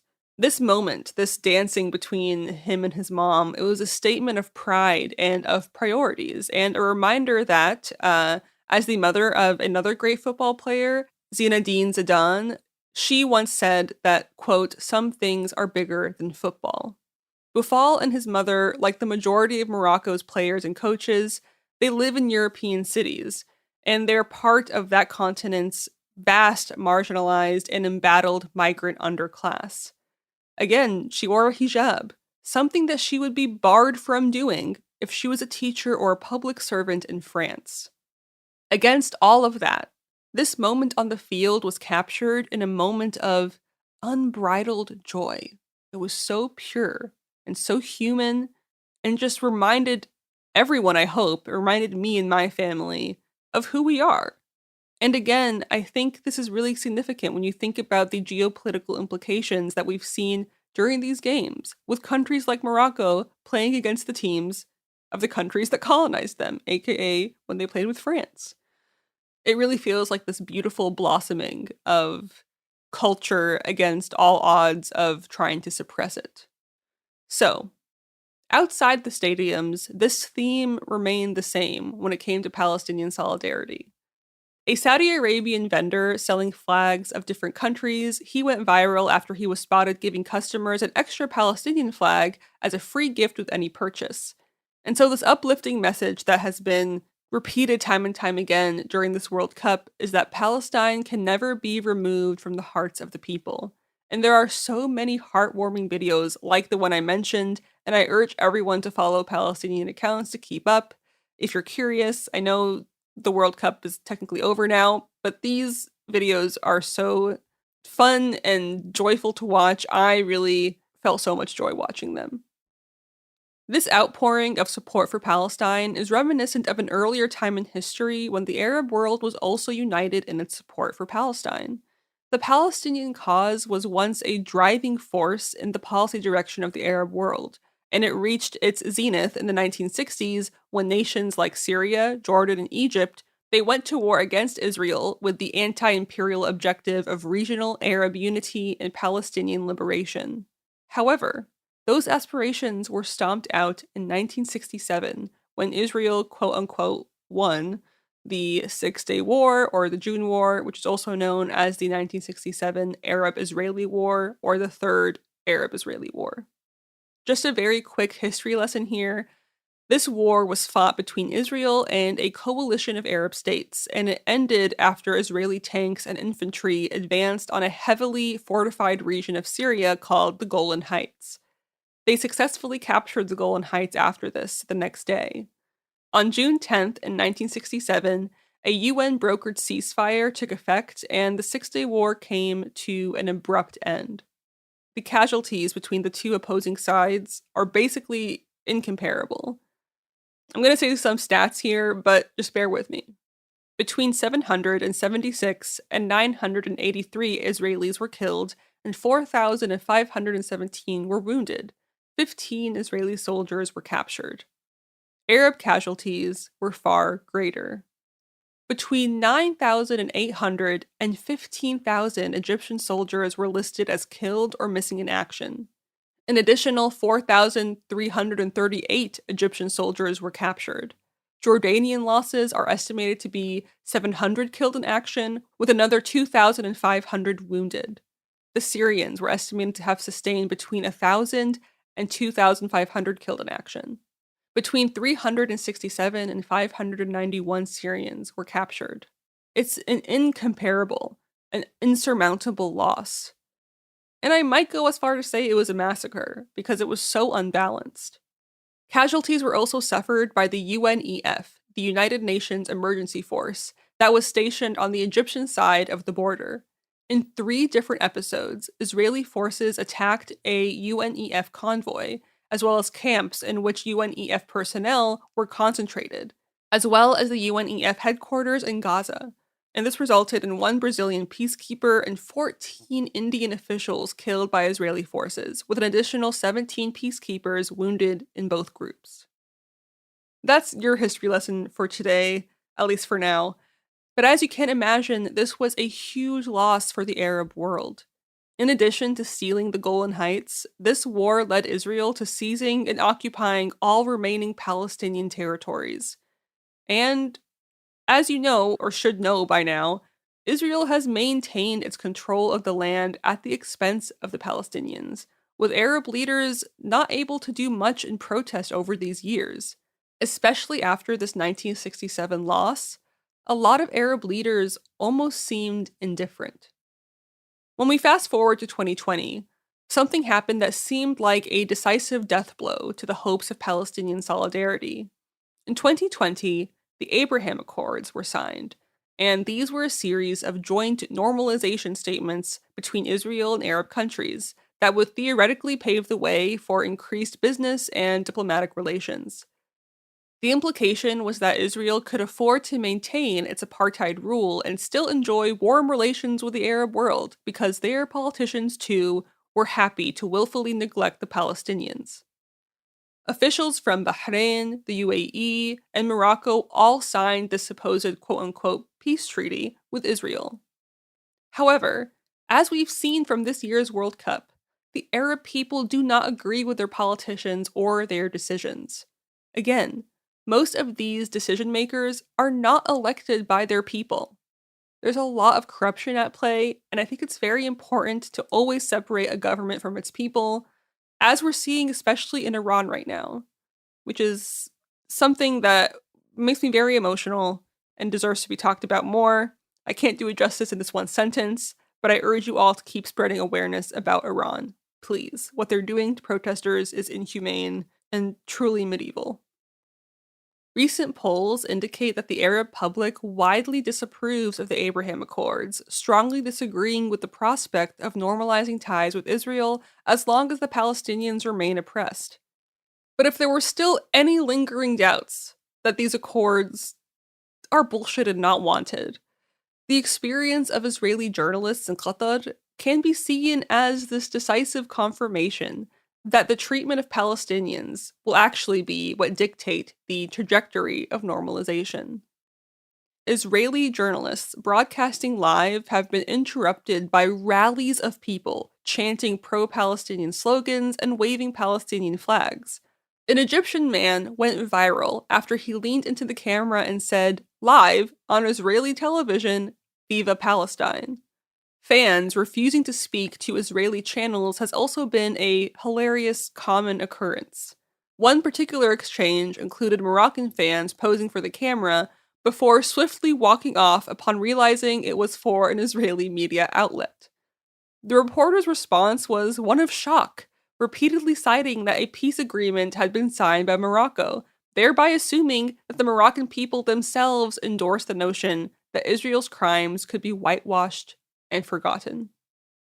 And again, highly recommend you watch these videos. They have brought me a joy that I haven't felt in literal years, and it's just beautiful and most importantly hilarious to see. I highly recommend. There are silver linings sometimes to life, and I feel like there are enough terrible things happening where a little joy is fine, and seeing Israeli journalists being humiliated, mwah, thank you world. There's a thread on Twitter of World Cup football fans refusing to speak to Israeli channels. I'll try to put that in the notes somewhere, but regardless, highly recommend looking up these videos. Just, again, beautiful, beautiful stuff. And as I mentioned, Israeli journalists often seem bewildered as to why they are being boycotted. An Israeli reporter told the New York Times, "I really changed my mind here in Qatar. We are not human beings for them. They want to wipe us out from the map." Which is obviously not true, and language like this is one of many Zionist talking points that are all stupid. And while Israeli journalists speculate about being wiped out, that is, in fact, the lived reality for Palestinians under Israeli rule. Also, there is a video that was captured, and I'm sure there are many more instances like this where it was not captured on video, but the Israeli police were violently cracking down on Palestinians, including children, who were celebrating Morocco's previous wins in occupied East Jerusalem. They were celebrating Morocco becoming the first African or Arab country to reach the semifinals. And they were literally beaten up. There's no defense in this video. That's the thing that I can't get over, is the IDF acts in a way that is so indefensible and so obvious. And you can say maybe the similar things about the police here. It's mind-blowing that they've been able to terrorize Palestinians for basically a century now. I also want to play this video. Well, you're going to hear the audio. There's a Palestinian activist online that I really admire. He's always posting really great things, and he sometimes posts funny things, which are very funny, but his name is Subhi Taha, and his handle is sbeih.jpg. And there is a video that he posted about basically what Israel has been doing just throughout even the past week when this World Cup is happening. And I feel like he'll say it better than me paraphrasing it. So here he is. Let's go through everything Israel has been doing to Palestinians in the past week or so during all this hype of Morocco making it to the semifinals. And these are the reasons why so many people are carrying and waving the Palestinian flag at the World Cup right now, including the Moroccan team after their matches. First, we have Palestinians who are celebrating Morocco's wins being attacked by Israeli occupation forces. They're out here waving the Morocco flag, trying to celebrate with them, and of course it has to be cut short with Israeli soldiers coming and hitting everyone. Then we have a 16-year-old child named Jenna Zakarne, who was on the roof of her house when she was shot in the face by Israeli forces during another illegal raid of the city of Jenin. We have another 16-year-old Palestinian child, a boy named Diya Rimawi, who was also killed by Israeli forces in west of Ramallah. On top of those two, we have 4 Palestinian men also killed by Israeli forces. Mujahid Hamid, Ata Shalabi, Tariq Damaj, and Sudqi Zakarne. Israeli forces demolished another Palestinian home in a town near Jericho, then another Palestinian home in the town of Taiba. Israeli occupation forces fired tear gas at journalists who were covering the Palestinian protests against the illegal Israeli settlement expansions in the town of Beit Dajan. You'd think that we're done, but there's more. We have an Israeli soldier brutally beating a young Palestinian man in Nablus. The soldier sits on top of him and punches him in the head. In east of Hebron, Israeli forces cut down 50 olive trees belonging to Palestinian farmers. And of course, Israeli settlers continue to break into Al-Aqsa Mosque under the protection of Israeli occupation forces. This is why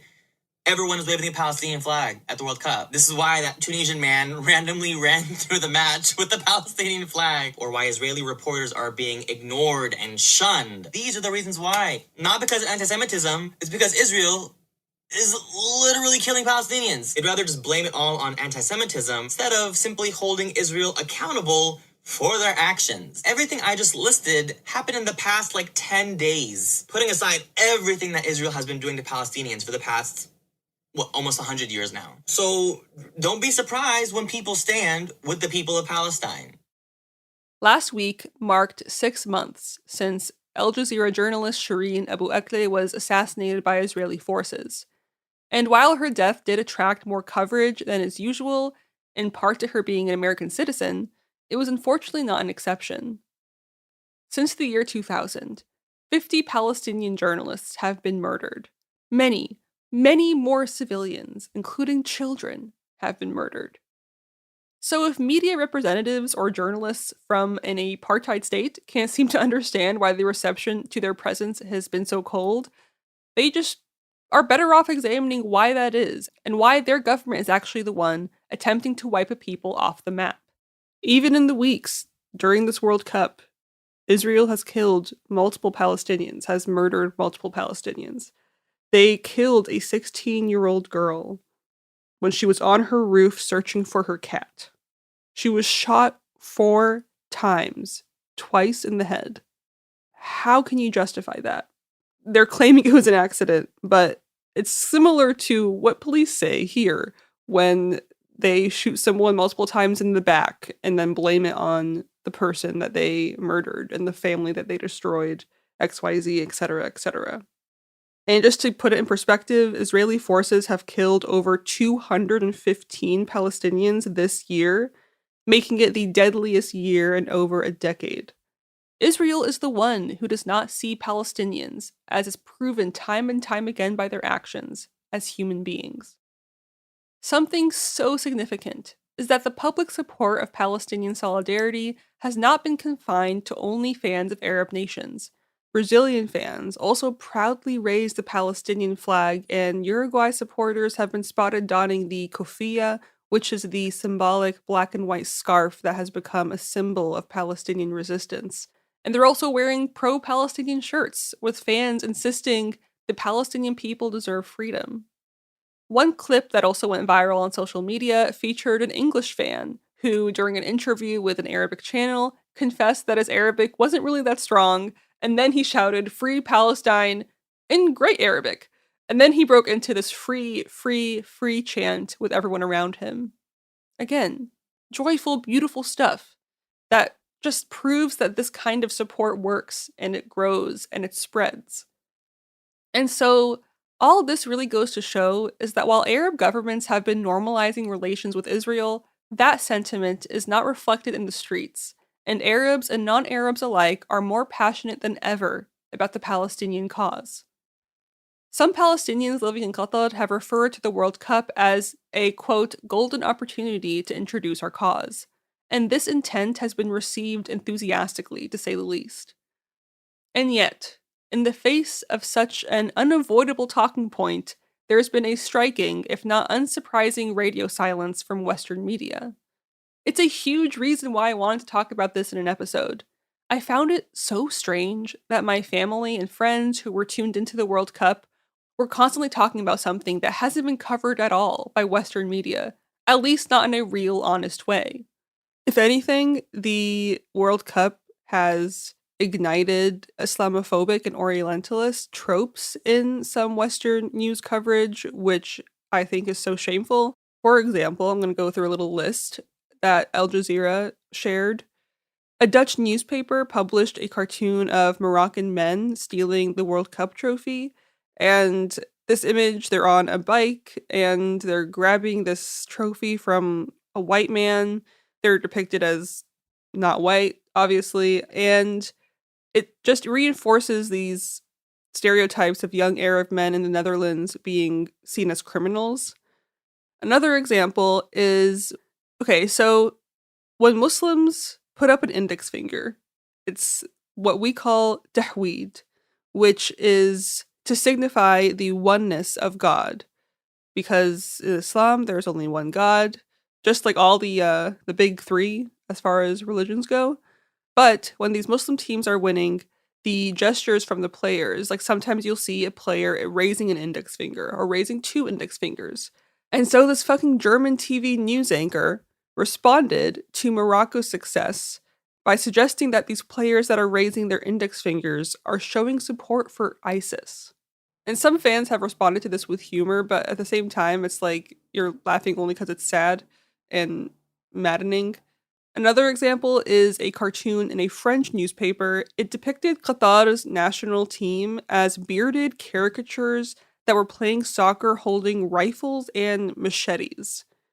It is such an ugly cartoon, and I have no idea why they insist on making these artistic depictions. I think they know because it's gotten people riled up in the past. It's almost like they're like poking the bear.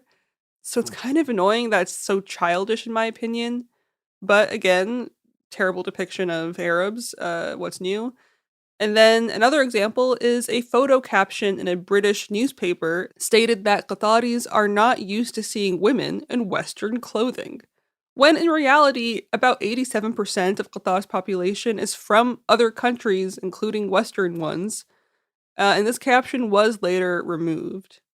Another example, yes, there's still more, is that a French journalist joked about there being a lot of mosques in Qatar, as if that was something like notable to be aware of.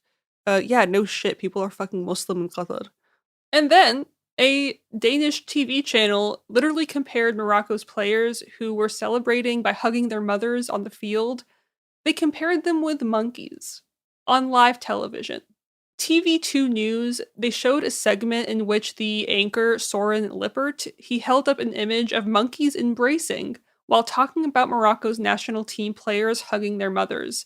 And while comparing black and brown people with monkeys is a common, unsurprising racist trope, it was still pretty upsetting to see it happen in this year of 2022. Whatever. I just think the obvious Orientalist nature of Western news really came out in full force for some of this coverage.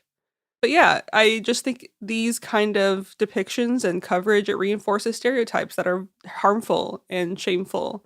And it further makes immigrants and people of color in countries that they immigrate to just get terrorized. And I just wanted to bring up some examples to remind you that news sucks most of the time. Okay. The World Cup and all the joy and pride that's come from it is all my family, and I'm sure most Arab families, have talked about for the last month. And I feel like it barely registers here. You have no idea how happy I've seen my parents, and my mom in particular, just texting me updates or watching a game with me. We're all so united in a way that I haven't felt before. And it's just really beautiful, and it reminds you that borders are all made up, and in the end, we're all the same people fighting for the same things. Notoriously, large sections of US and British media have engaged in the practice of deceptive framing and untrue coverage when it comes to covering Israel's treatment of Palestinians. We've seen this in inaccurate headlines, the twisting of words, and the general constant anti-Palestinian and pro-Israel bias that is almost always present when Western media talks about Palestine. And if Palestine rises in the political agenda, Western media is quick to disparage it.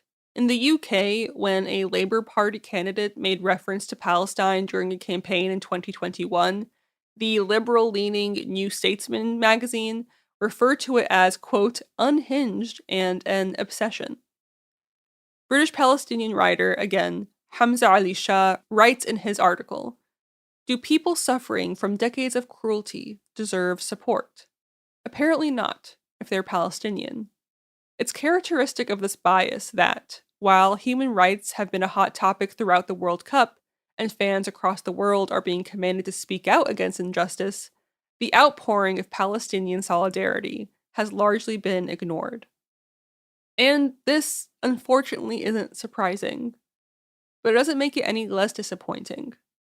He continues, "As it maintains its rule, Israel has spent years, with unconditional assistance from the Western world, cracking down and suppressing Palestinian solidarity.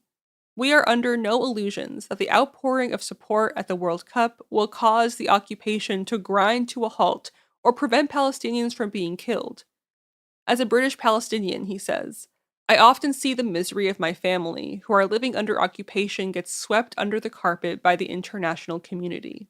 As a result, it's hard not to exist in a perpetual state of despondency. But seeing the Palestinian flag hoisted so proudly during the World Cup has been heartening, because it provides new grounds for hope, and it shows that this is by no means a solo struggle, and that the commitment to Palestinian liberation remains as unshakable as ever. That was the end of his article, and that's a great place to end, because that was fucking great and poetic, and I hope that you also go watch the movie Farha on Netflix. It's really important, and it all goes hand in hand with supporting the Palestinian people and continuing to raise awareness, because that's a huge reason why we've gotten this far. And the culmination of all of that being broadcast from the World Cup internationally has just been really, really incredible and beautiful to watch. And yeah, that's the episode. Until next time, I don't know, go watch Farha. That's the only thing I can really say. And I hope y'all have nice holidays, whatever you do. Yeah. Have fun. Goodbye.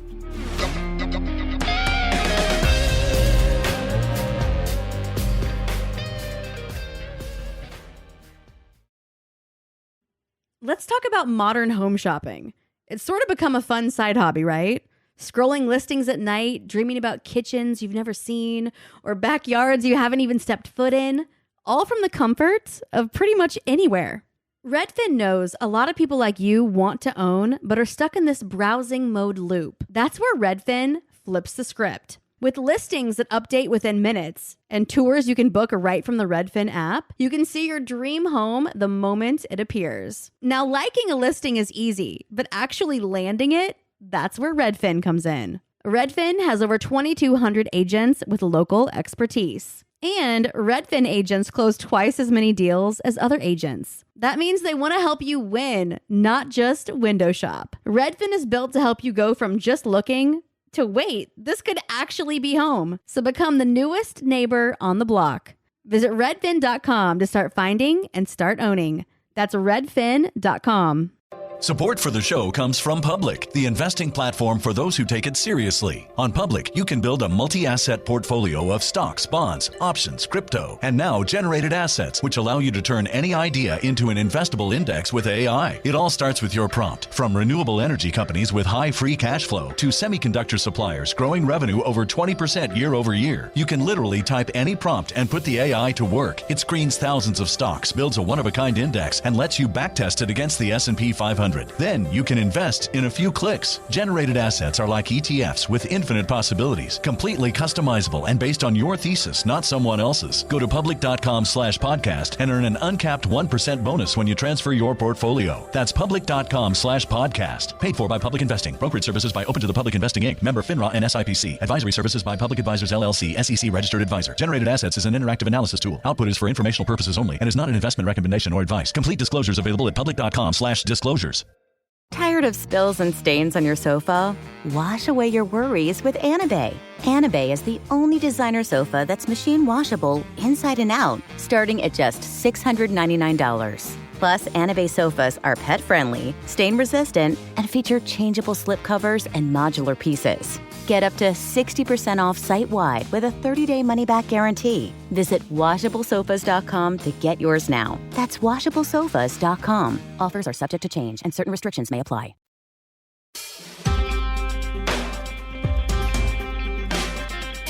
Welcome to It Could Happen Here. It's the last episode that I'm recording this year. Yeah, I'm your host, Mio Wong, and today we are going to tell you a story of the Republican Party using extensive political violence in an attempt to manipulate an election to install their unelected presidential candidate as dictator of the United States. And by this, of course, I am referring not to the 2020 election, but to the election of 2000. Okay, so for those of you who do not remember this story, and this is, okay, I was like 3 when this was happening, but weirdly, I have a very, this is legitimately one of my first memories, is just, I have the words engraved into my mind, hanging chads. And so we will get to what exactly that is, but the 2000 election was one of the most chaotic elections in the history of the United States. Now, the U.S. has a long history of really, really weird elections. I mean, you know, from the perspective of sort of like, is the U.S. a representative democracy? I think there's a pretty good argument that no election until like after the Civil Rights Act is even sort of a legitimate election. But, you know, I mean, insofar as you like consider elections to be legitimate, which, you know, okay. But, you know, the U.S. is no stranger to someone winning an election and then not taking office. There are, if you go back into American history, there are 2 different elections that are called the corrupt bargain. There's John Quincy Adams in 1824 makes this really, really weird alliance with the original American political sleazeball Henry Clay to get himself installed as president. Although that's an election, that's like truly an election where there are no heroes, where it's John Quincy Adams, Henry Clay, allying to bring down Andrew fucking Jackson. So, you know, no heroes there. There's another election after Reconstruction, which is the end of Reconstruction, where the Republican Party literally trades ending Reconstruction for putting their president in office after a truly genuinely wild set of voting results happens where like all of the votes are in a box and the 2 parties are fighting over like who's going to count the votes, because the guy who counts the votes from like the box is the person who's going to determine who wins the election. And so there's this whole negotiated thing where the 1800s like racist Southern Democrats are like, okay, we'll give you this election if you promise to pull troops out of the South. So, okay, you know, American elections have always been sort of more fraudulent than people give them credit for. But the 2000 election, even by the standards of like an American election, is some bullshit. So let's go back. Let's go back to the origin of the story. The year is 2000. For the last time in human history, humanity has taken collective action to stop an impending catastrophe, having by the heart-rending labor of a bunch of sysadmins, including a guy that I knew growing up who literally spent New Year's Eve until the bell ring, like basically in a closet with a bunch of computers at his job trying to make sure Y2K wouldn't happen.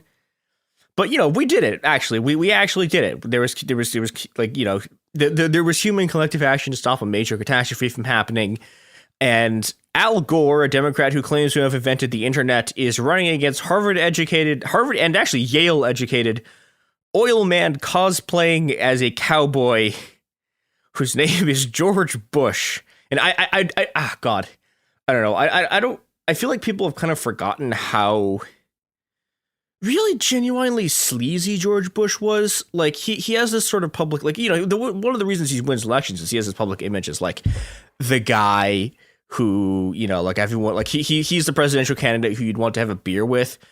But again, like literally everything from his like public mannerisms down to like the minutia of his accent to like the stupid cowboy hat that he wears, all of this, this is bullshit, right? This is a fucking Harvard guy.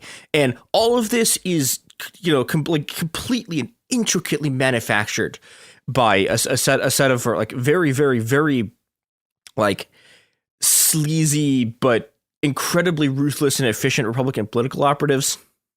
Now, George Bush's father is George H.W. Bush, who was the first and only director of the CIA to become president. So, yeah, and Bush is running on this sort of neoconservative alliance of Texas oil men, evangelical hardliners, and weapons contractors.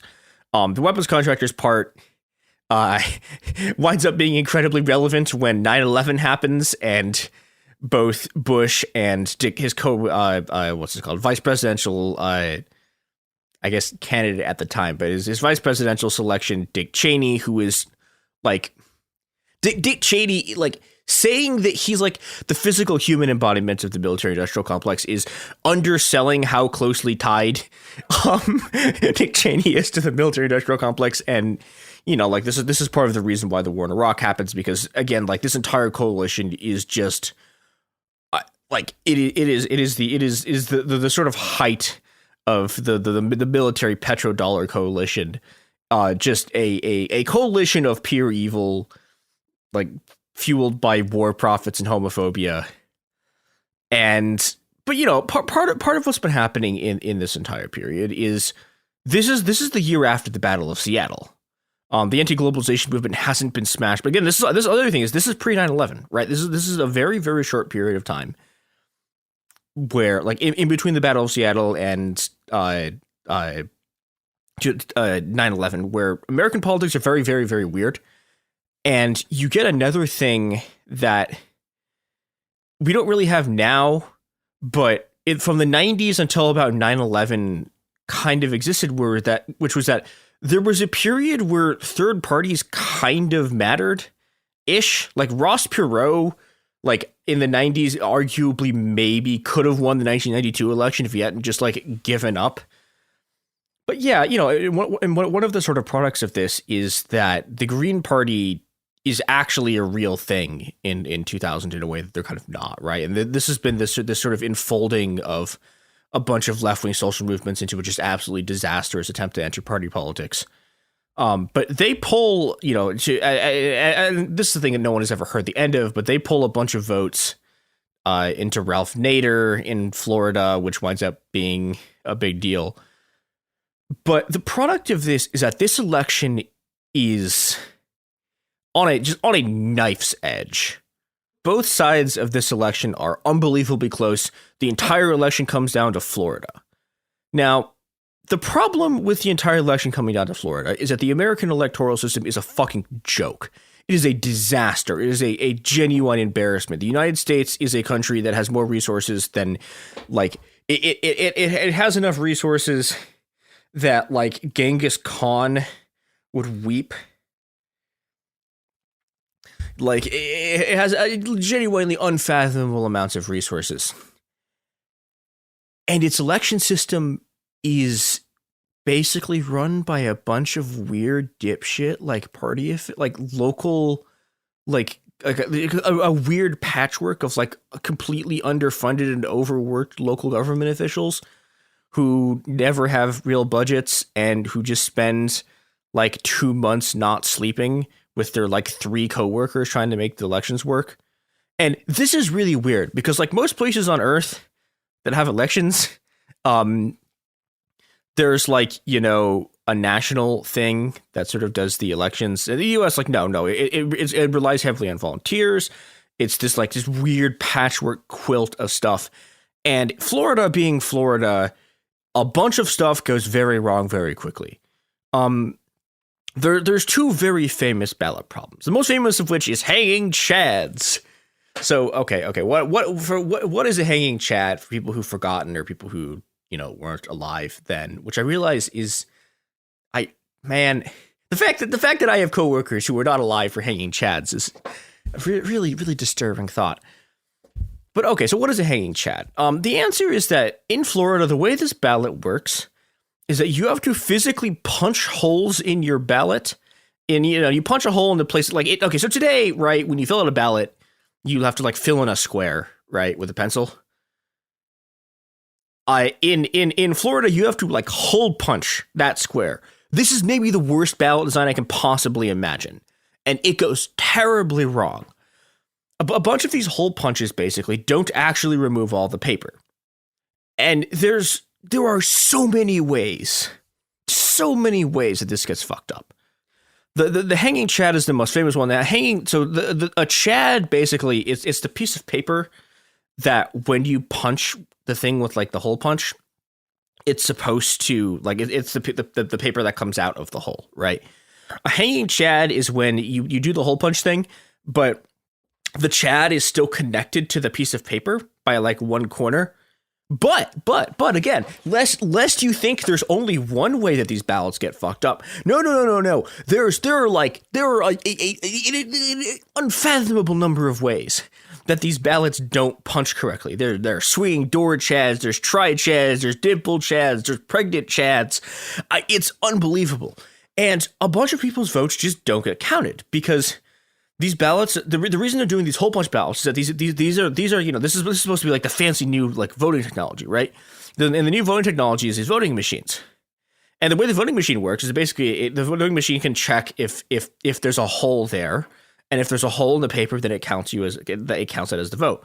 But if the entire chat hasn't been punched out, it won't count your vote.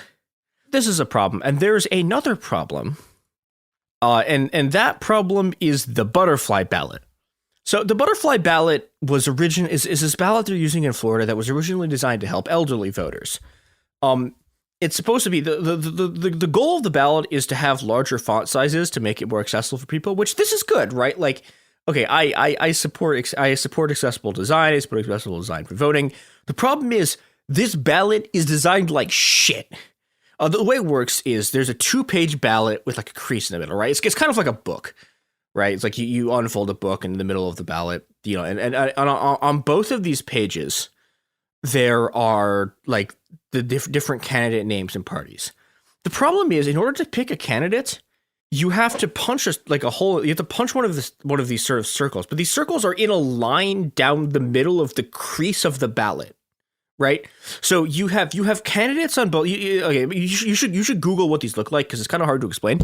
But basically, what's happening is that there are different party names on each side of the ballot, but then in order to pick which party you're voting for, you have to pick for a specific hole that's supposed to be next to the candidate you supported in the middle of the page. The problem is these are all in a line, right? They're all in a straight line, which means that 2 candidates can be like across from each other on the same page or on opposite pages, and then there's 2 holes that are like right next because the holes are both in the middle of the ballot, right? So you get these situations where, for example, and this is the one that's important, inside of there's like 2 lines, and then there's like it says Al Gore and Lieberman in it, right?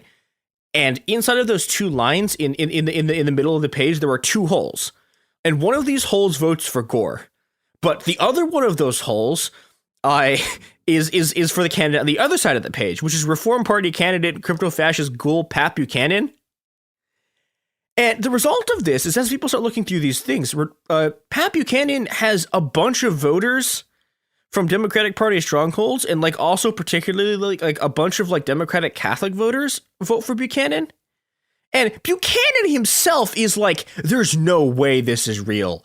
Like Buchanan's like, he's a figure we'll probably like one day do we'll probably talk about more on this podcast. Yeah, there's a Behind the Bastards episode about him. He is a fucking Nazi. He sucks ass. But he's also, he's from a kind of evangelical who like really, really, really fucking hates Catholics. And, so there's a bunch of these Catholic, like, Democratic voters who voted for this guy, and everyone's like, what the fuck happened here? And the thing that happened here is all these people got confused. And, yeah, so this is a disaster on 100 million levels. And when we come back from ads, we will talk about the product of all of this, which is not good. All right, we're back. So, on election night, the media starts to call Florida for Gore based on exit polling. But they start getting calls from Republican political operatives saying, oh, no, hold on, it's actually too close to call.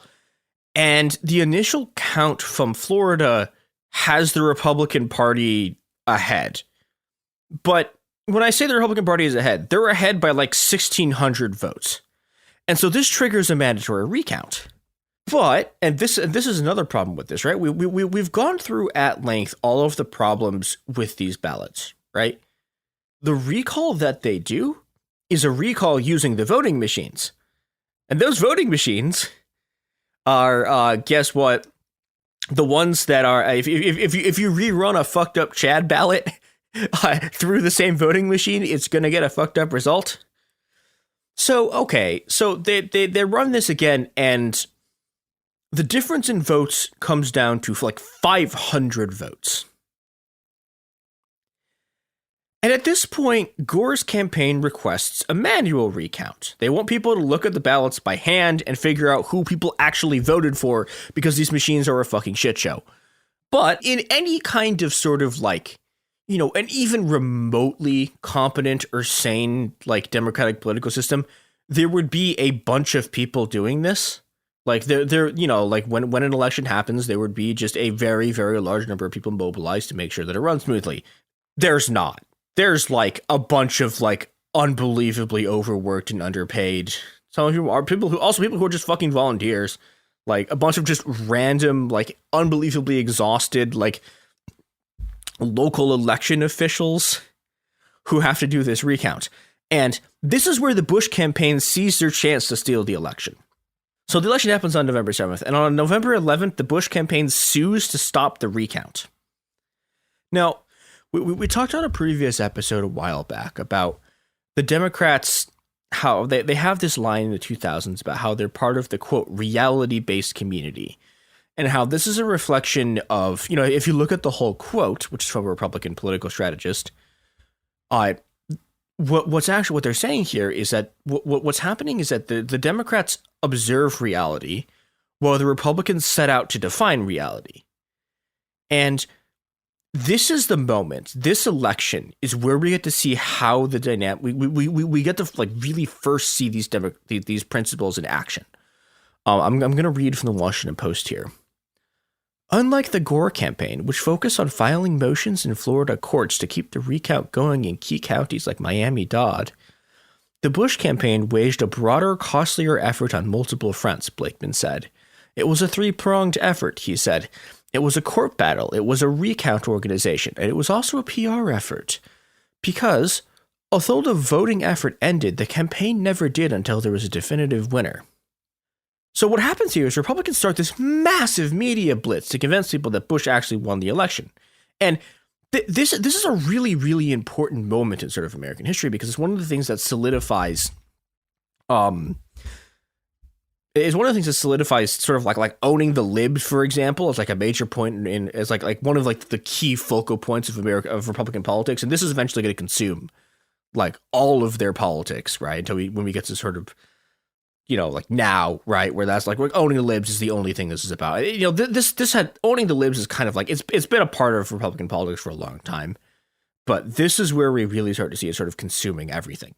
And okay, if you look at their like what they're saying by modern standards, it is incredibly weak shit, right? This is a culture that has just emerged from the 1990s. Nobody has invented real posting yet. But it is real on the lib stuff. Like they have this whole campaign where they call the Gore Lieberman campaign "Sore Loser Man," and everyone has like "Sore Loser Man" hats, and like they have all these like printed signs and like T-shirts, and they're selling merch. And and so they're running basically an op, and they're running an op to convince everyone that like, no, actually, we legitimately won this election, and it's over, and the recount's just people being butthurt they lost. And this is where things get really, really weird. So in Miami-Dade, where there's a manual recount going on, a bunch of protesters in fancy suits show up and start screaming at election workers. Now, if this was the old Democratic Party machine, like LBJ would have personally pushed 6 of these guys out a window, and the recount would have been run by like 60 of the burliest dudes in the entire Chicago mob. But this is the incredibly decrepit 2000 Democratic Party, who have replaced all their mob guys with consultants. And these people legitimately, they believe in the rules and the norms and the process. And the result of this is that Bush literally destroys the entire United States and I think irrevocably damaged like the entirety of whatever is left of the American democratic system. So how this is achieved. But back in Miami-Dade, this Democratic Party operative is seen walking around the recount area with a ballot. Now, this is a blank ballot, right? This guy is going with an election official to go see if he can replicate how the hanging Chaz stuff happens to prove that like this is what's going on. But the Republicans see this guy and they immediately start screaming about how the Democrats are stealing the election. And they like beat the shit out of this guy. And just a full-on riot starts in this government building. And it works. The recount stops. The election workers are terrified. The recount, everything stopped for the day. They can't do anything. And the next day, the recount is fully stopped. It never resumes.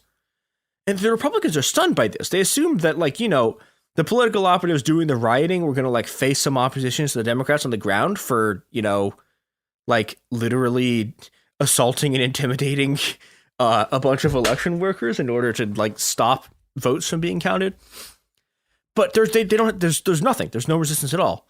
Here's a quote from Douglas Hay, who is a Republican political operative who's one of the organizers of the Brooks Brothers riot, who he tried to do a redemption arc in the media in 2020 to sort of be like, oh, I was part of the Brooks Brothers riot, but even I think the Stop the Steal stuff is bad. Which, I think my man doth protest too much. Here's the quote. I still don't understand how it was that we completely outmatched the Democrats, Hayes says. And this is how Bush wins the election. The Supreme Court, which, again, it should also be known, the Supreme Court is staffed by a bunch of George H.W. Bush appointees, eventually hears the case and decides that the Constitution says that the winner has to be declared by a certain time, so there's no time for a recount. And they hand the election to Bush. And this is achieved, and this is possible because of the Brooks Brothers riot. And the Brooks Brothers riot is what this whole sort of Republican operative thing comes to be known, because they're all wearing Brooks Brothers suits.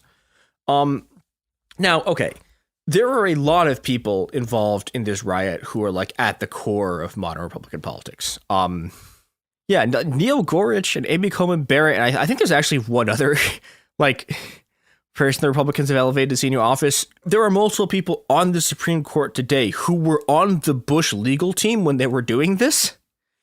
And, there's also the question of the extent to which Roger Stone is involved. If you ask Roger Stone, he claims to have organized literally this entire thing. Now, other people who were involved with it claim that Roger Stone was fucked off at a hotel somewhere else and was just sort of around and didn't actually organize it. But either way, this set a precedent for how you can rig an election, which is if you can seize a majority on the Supreme Court with sort of you can put your sort of loyal minions there, and then you can have an initial count of an election that looks like it's favoring you, even if that's not actually true. If you then have an initial count of an election that says that you win, and then you can stop, and then you are able to stop votes from being counted from November until January, you will win the election. That is the precedent that was installed by the 2000 election. And if you look at the Stop the Steal campaign, this is exactly what Trump is trying to do. And literally Roger Stone is also trying to do this, right? This is what Stop the Steal is. You can find Trump talking about this months before the election, right? This is why he was trying to do his whole thing about the mail-in ballots, because he and Roger Stone and sort of all the political operatives who are involved in this circles were like, okay, so we know that a bunch of Democrats are going to do mail-in ballots because of COVID, because they don't want to be there at the ballots. They know that the initial count is going to favor them. And I think people have forgotten this, but if you remember the night of the election in 2020, I remember like even a bunch of my friends who were people who were, fairly serious, politics knowers, people who were really deeply invested in politics, thought that Trump had won the election because what had been counted on that night was just the sort of initial, it wasn't counting the mail-in ballots. And so, yeah, the plan was just to delegitimate mail-in ballots in the eyes of sort of mostly the Republican base, but sort of the American populace as a whole, and then have a bunch of people physically assault these centers to get them to stop the places where these votes are being counted, to get them to stop the count. And it doesn't work. And it doesn't work, I think, partially because, there's a few things. One of the things is that, you can't, if you're going to do a play like this, you have to run it. You are relying on the sort of physical intimidation of the court workers, but mostly what you need to do is make sure that it's stuck in a court fight. And the problem is that like the sort of modern like Trump-based people, like they don't have any competent lawyers. And so Rudy Giuliani is like trying to do this shit or whatever, but like that guy, I don't know. That guy may have known what a law was in like 1973, but his brain has been just melted by like inhaling cigar smoke and truly copious amount of drugs. So, you know, they're not really able to sort of pull this off, but Bush is. And the result of this is the American reaction to 9/11, is the war in Iraq, is basically the sort of complete annihilation of like this is slightly an exaggeration, but like the concept of freedom in the US, like the ability for you not to be constantly surveilled, the ability for you to like, you know, live in a society in which there's like every single thing you do isn't being monitored by 1,000 different kinds of police stations who are all sharing your tweets so that they can fucking grab people out off of the road in fucking unmarked vans, right? Like that's all stuff that is a specific product of the sort of kind of fascism that the Bush administration deploys. And they're able to do this because they just straight up stole an election. And now we all sort of just live in the permanent afterlife of the Brooks Brothers riot. This is what January 6th was. This is what Stop the Steal is. And it's what the modern Republican Party is. So yeah, happy holidays, everyone. I hope you have a good new year, and inshallah, we will destroy these fascist Republican bastards and make sure that none of them ever get to do this again.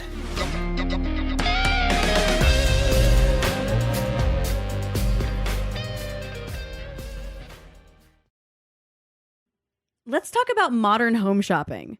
It's sort of become a fun side hobby, right? Scrolling listings at night, dreaming about kitchens you've never seen, or backyards you haven't even stepped foot in, all from the comfort of pretty much anywhere.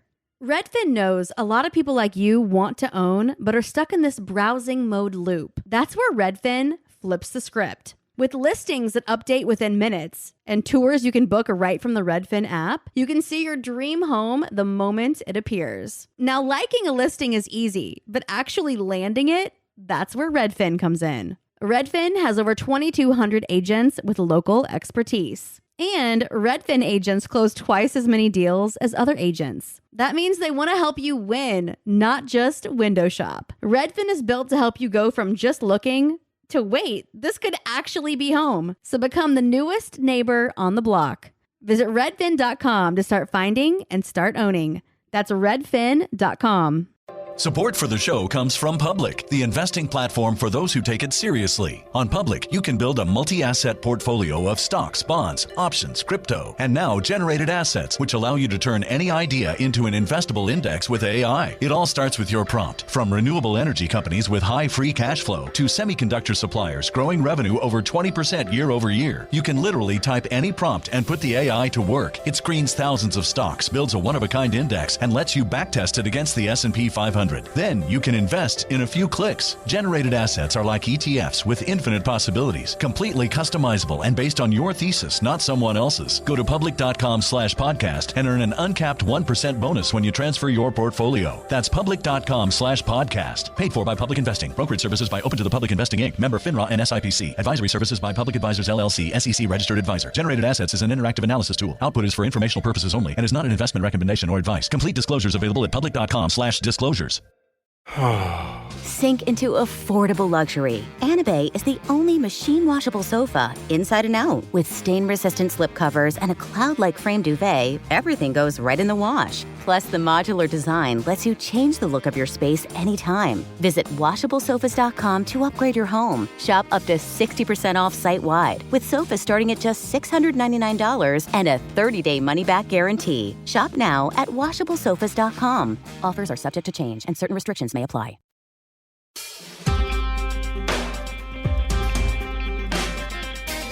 Hello.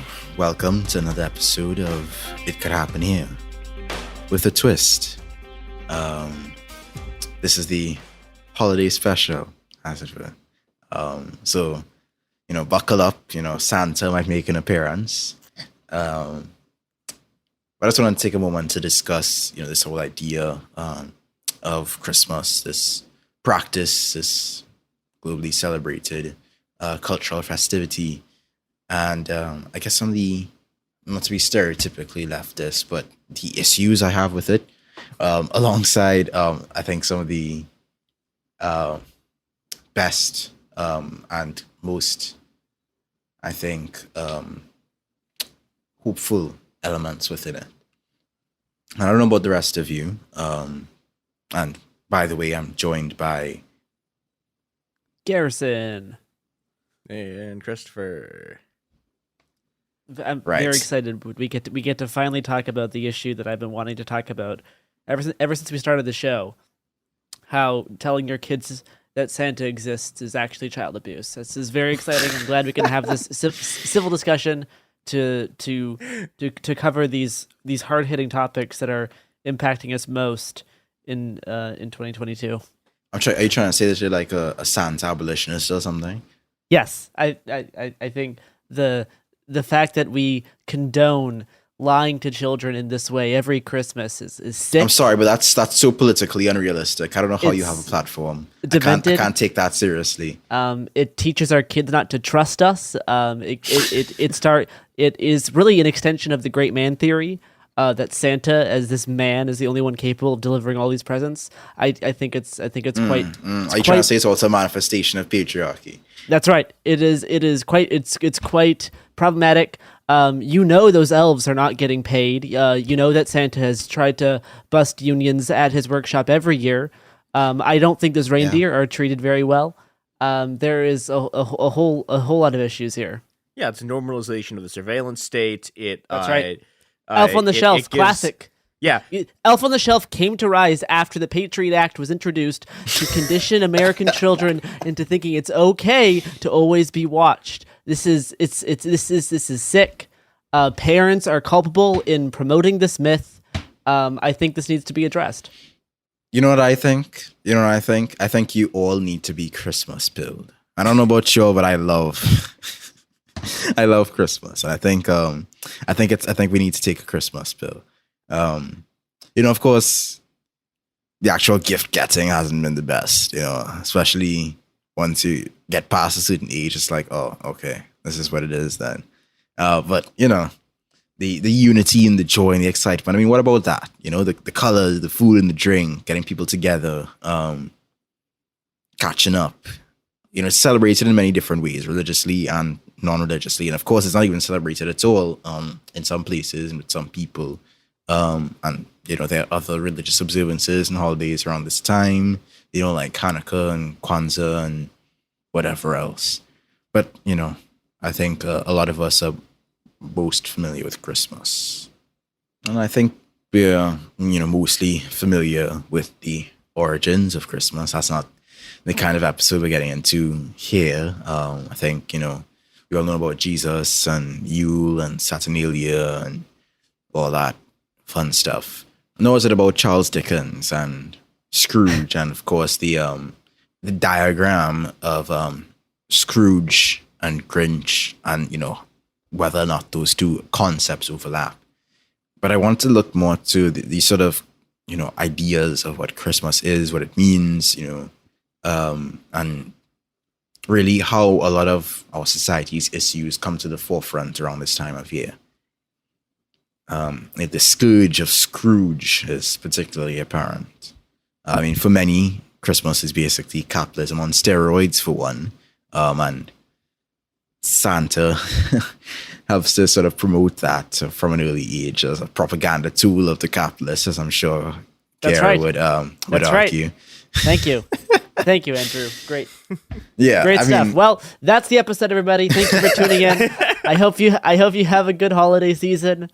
Oh, wait, I think Andrew has more to say. Yeah, I think we're wrapping up a little bit early there. But we can't talk about the fact that, Santa really is a big fan of this like ultimate this GDP growth sort of inducing this pro-growthist capitalist production for production's sake, consumption for consumption's sake. Like the idea that Santa expects children to write and request something from him every single year. That he stakes an entire holiday upon his own business and upon his own, production. His whole industrial apparatus is centered around this one event. And I mean, the sort of consumption we see around Christmas season is like, it ramps up, online stores, department stores, malls, just bursting with people looking to buy all around the world. In America, at least 2019 saw Americans spend over $1 trillion just on the Christmas season. I mean, it's just glorious excess, honestly. And of course, there's also the excessive, decorating and shopping and drinking, and the issues that sort of arise with those things. And that sort of overindulgence is part of what's seriously harming the planet. Not to, blame individuals exclusively, because, obviously this sort of thing is encouraged by, advertising and by entire industries that are built around this idea of consumerism. But the holiday is basically, it's become this thing where the focal point is to indulge, to splurge, to consume. And you see it in a lot of Christmas movies too. I mean, Christmas with the Cranks is one particularly iconic example. And with all this, consumerism, it feels like we lose sight of the purpose, of the gift giving. I don't think we've lost our selfless nature, but I think we've lost some of the heart within it. I think it's by design. A natural tendency to care for the people in our lives is sort of exploited. We're expected by the system to act super hyper competitively in the spirit of capitalism, but now we have to be super generous and caring around this time of year, but just in a way that just so happens to profit capitalists anyways. Like, yeah, be generous, be caring and stuff. Buy this gift for your loved one, and I will pocket the change. And I don't think it has to be that way, but the commercialization of what were once holy days is, it tends to do that. And of course, with all these soup kitchens and canned food drives and Red Cross Santas outside groceries pulling in for some donations. And by the way, don't donate to Red Cross. They're kind of problematic. Salvation Army. Do not donate to Salvation Army. Oh, Salvation Army. Honestly, okay, either of them. My bad. My bad. They both suck. Red. But I think I was confusing them. Red Cross just takes credit for anarchist projects in the relief of disasters, and Salvation Army hates gay people. So and also has shot anarchists. A thing they don't talk about very much. Oh damn! That should probably be an episode. Yeah. There's another way of that. But yeah. It's like all this stuff is happening, and it's like this sort of performance of all of a sudden we care about what's the name of that little kid from Christmas Carol? Tiny Tim. No. Tiny Tim. Tiny Tim. Yeah. All of a sudden we care about Tiny Tim in a system that literally requires an impoverished base of people. Poverty is suddenly this virtue that we look to help to ameliorate and we care for. We want to uplift the Tiny Tims. We want to warm the hearts of the Scrooge McDucks of the world. The rest of the year, it's just like, oh, well, this underclass, this perpetual underclass needs to exist. I think the extension of our tendency towards mutual aid throughout the year and across bonds of kin and non-kin alike is something that we should pursue. To prefigure a gift economy, not just around a particular season, but year-round. I think that is a worthwhile exercise to look into. And of course, I think, ideally we would want to see, I guess, we could call this my Christmas wish, readjustment to this sort of consumption around this time of year to one that is done with a sort of a degrowth mindset, the one that is cognizant of, local conditions, the one that seeks to reduce food miles, localize production, consumption. So that's, I guess, wish number one, Christmas wish number one. Let's make a gift economy rather than a capitalist gift consumption day. And of course, I think our next Christmas wish on this topic would be a wish for work abolition. with all that consumption happening around this time of year, it really does a number on the service and manufacturing and delivery and so on and so forth. Workers around the world, work sucks in general, but it extra sucks around this time of year. With sweatshop labor, with retail hell around this season. It's really the opposite of peace on earth for a good chunk of the working class. You could call it the season for overworking. And it's not just for, Gare's token oppressed group, the elves. Like, there are other workers that are being exploited that we should probably be championing. Yeah, we talked about this in a couple of the China episodes that I did, but one of the big reasons for the sort of huge, like, worker uprisings in China in the last, like, few weeks was that, like, basically a bunch of people got locked into a factory because Foxconn and Apple were trying to hit their Christmas, like, production targets, and people started fighting the cops because they were like, this actually sucks. I don't want to be stuck in here being lied to about how much I'm going to get paid so that these companies can have their Christmas sales. I mean, yeah, definitely. I think it's completely fair to say that the worker elves are very mistreated. But with the exception, I think, of specifically the elf on the shelf elves, I don't think those count as workers. The elf on the shelf elves are cops. They only function as snitches for the surveillance state. So yes, the elf workers are mistreated. And should unionize and should deserve way more support and possibly even the abolition of work. But the elf on the shelf elves are not workers. I think that's an important distinction. Yeah. It's like they're class traitors more than anything. Exactly. Yeah. Very blatantly so. Yeah. It really is, the season for overworking. With all this. It's very interesting that that's really what triggered the protests in China. I mean, I would love to see celebrations and festivals of giving in any sort of anarchic society, but it isn't fair, nor is it right that these festivities are built on the exploitation of others. I mean, what kind of celebration is it to be had when people are suffering in such a capacity to produce that sort of celebration?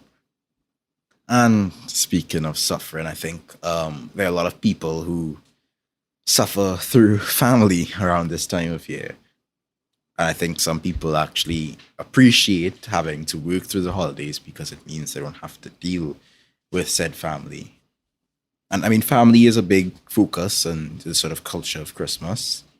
But, unlike the greeting cards and the billboards and stuff, not everyone's family is picture perfect. And holidays often open a lot of wounds and heighten dread for a lot of people. Hurt people continue to hurt people, and a lot of toxicity and intoxication is brought under one roof during Christmas celebrations, bigotry, abuse, that sort of thing. It's not a fun time for some people.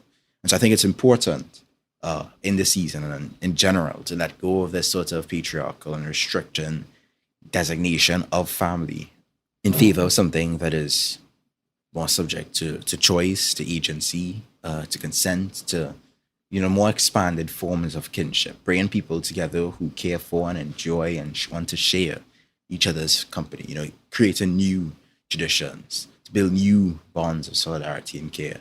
I think, opportunities like these, seasons like these, enable us to demonstrate the veracity of the liberation that can be had in all projects. And I think it's something that a lot of people need around this season because mental health woes seem to worsen around this time of year. The often toxic culture of Christmas can be fairly bad for people's mental health, with loneliness and depression and suicide and the struggle to care for your basic needs, let alone enjoy the season. It takes a big toll on people's well-being. I know it's easy to say, just go to therapy and whatever. But with the inaccessibility of therapy and with the fact that, therapy is not necessarily a salve for material conditions, there needs to be a social safety net in place. There must be healing in community and not just in isolation. And so I think this season is another opportunity for us to reflect on that and to, try to avail ourselves to those who we fear might be suffering at this time. And if you yourself are suffering, to try and reach out and sort of engage in that sort of mutual aid, that mutual support. I think there's a lot that we can reframe and reconsider surrounding Christmas.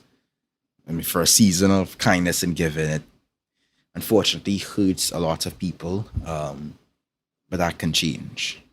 Through solidarity, through generosity, through kinship, solidarity organized from the bottom up, the extension of the principle of mutual aid into everyday life, redirecting our generosity around this time from giving to the pockets of billionaires to giving to the people, to display our capacity for well-doing, to think locally, to think DIY, to think meaningful rather than to just, add another thing to the Amazon cart. And of course, not just physically giving gifts, but also being generous with our time and our love and our care, because we do need each other, not just in this time, but in general. I think Bread Santa had some entertaining suggestions for this season too. Bread Santa, of course, being Peter Kropotkin.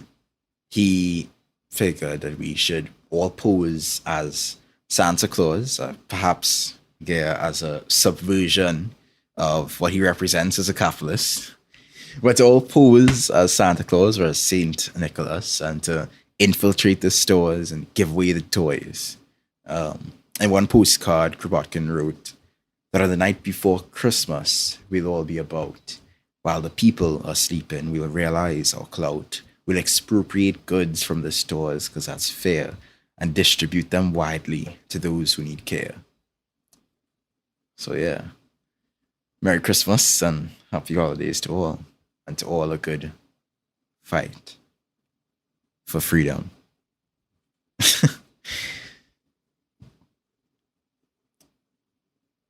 You can, of course, find me on YouTube at Andrewism, on twitter.com/_SaintDrew. And if you want, you can support me on patreon.com/SaintDrew. That's it for me for this year, for It Could Happen Here. See you all next year. Great. Distroist icon Santa Claus. Merry Christmas. Hey, we'll be back Monday with more episodes every week from now until the heat death of the universe. It Could Happen Here is a production of Cool Zone Media. For more podcasts from Cool Zone Media, visit our website, coolzonemedia.com, or check us out on the iHeartRadio app, Apple Podcasts, or wherever you listen to podcasts. You can find sources for It Could Happen Here updated monthly at coolzonemedia.com/sources. Thanks for listening. Kids, pets, life, your sofa sees it all. But with a washable sofa, stains don't stand a chance. All of our sofa collections come with fully machine washable covers and cushions, making cleanup effortless. Liquid and stain-resistant fabrics provide extra protection against everyday messes. Plus, with modular designs, you can rearrange your sofa however you like. Perfect for growing families and changing spaces. Starting at just $699, it's time to upgrade to a stress-free, mess-proof sofa. Visit washablesofas.com today and save. Offers are subject to change and certain restrictions may apply. You're listening to a podcast, so you're doing something else too, like maybe scrolling home listings on Redfin, saving places you like without thinking you'll get them, because that's what house hunting has become. But Redfin isn't built for endless browsing. It's built to help you find and own a home. Redfin agents close twice as many deals as other agents, which means when you find a place you love, you've got a real shot at getting it. Redfin helps turn saved listings into real addresses. Get started at redfin.com. Own the dream. This is Radhi Devlukia from A Really Good Cry. I absolutely love being outdoors, even if it's just stepping outside for a bit of fresh air between meals or taking a mindful walk to clear my head. But the one thing that can really ruin that is when my feet feel cramped in my shoes. So I switched to ultra running, and honestly, it makes such a difference. What I love most is their signature Ultra Fit Comfort Balance Strength. They have this roomy toe box that lets my toes actually spread and move naturally. So I really appreciate that. And I feel more grounded and balanced with every single step. It's like my feet can finally do their job, using all those little muscles that make me feel stronger the more I move. Whether you are a marathon runner, beginner, or advanced, or just getting outside to train, Altras have become my go-to for running and moving mindfully. They fit so well, they're so comfortable, and they just move with you. Shop now at altrarunning.com and use my code CRY10 for 10% off. That's ALTRA running.com.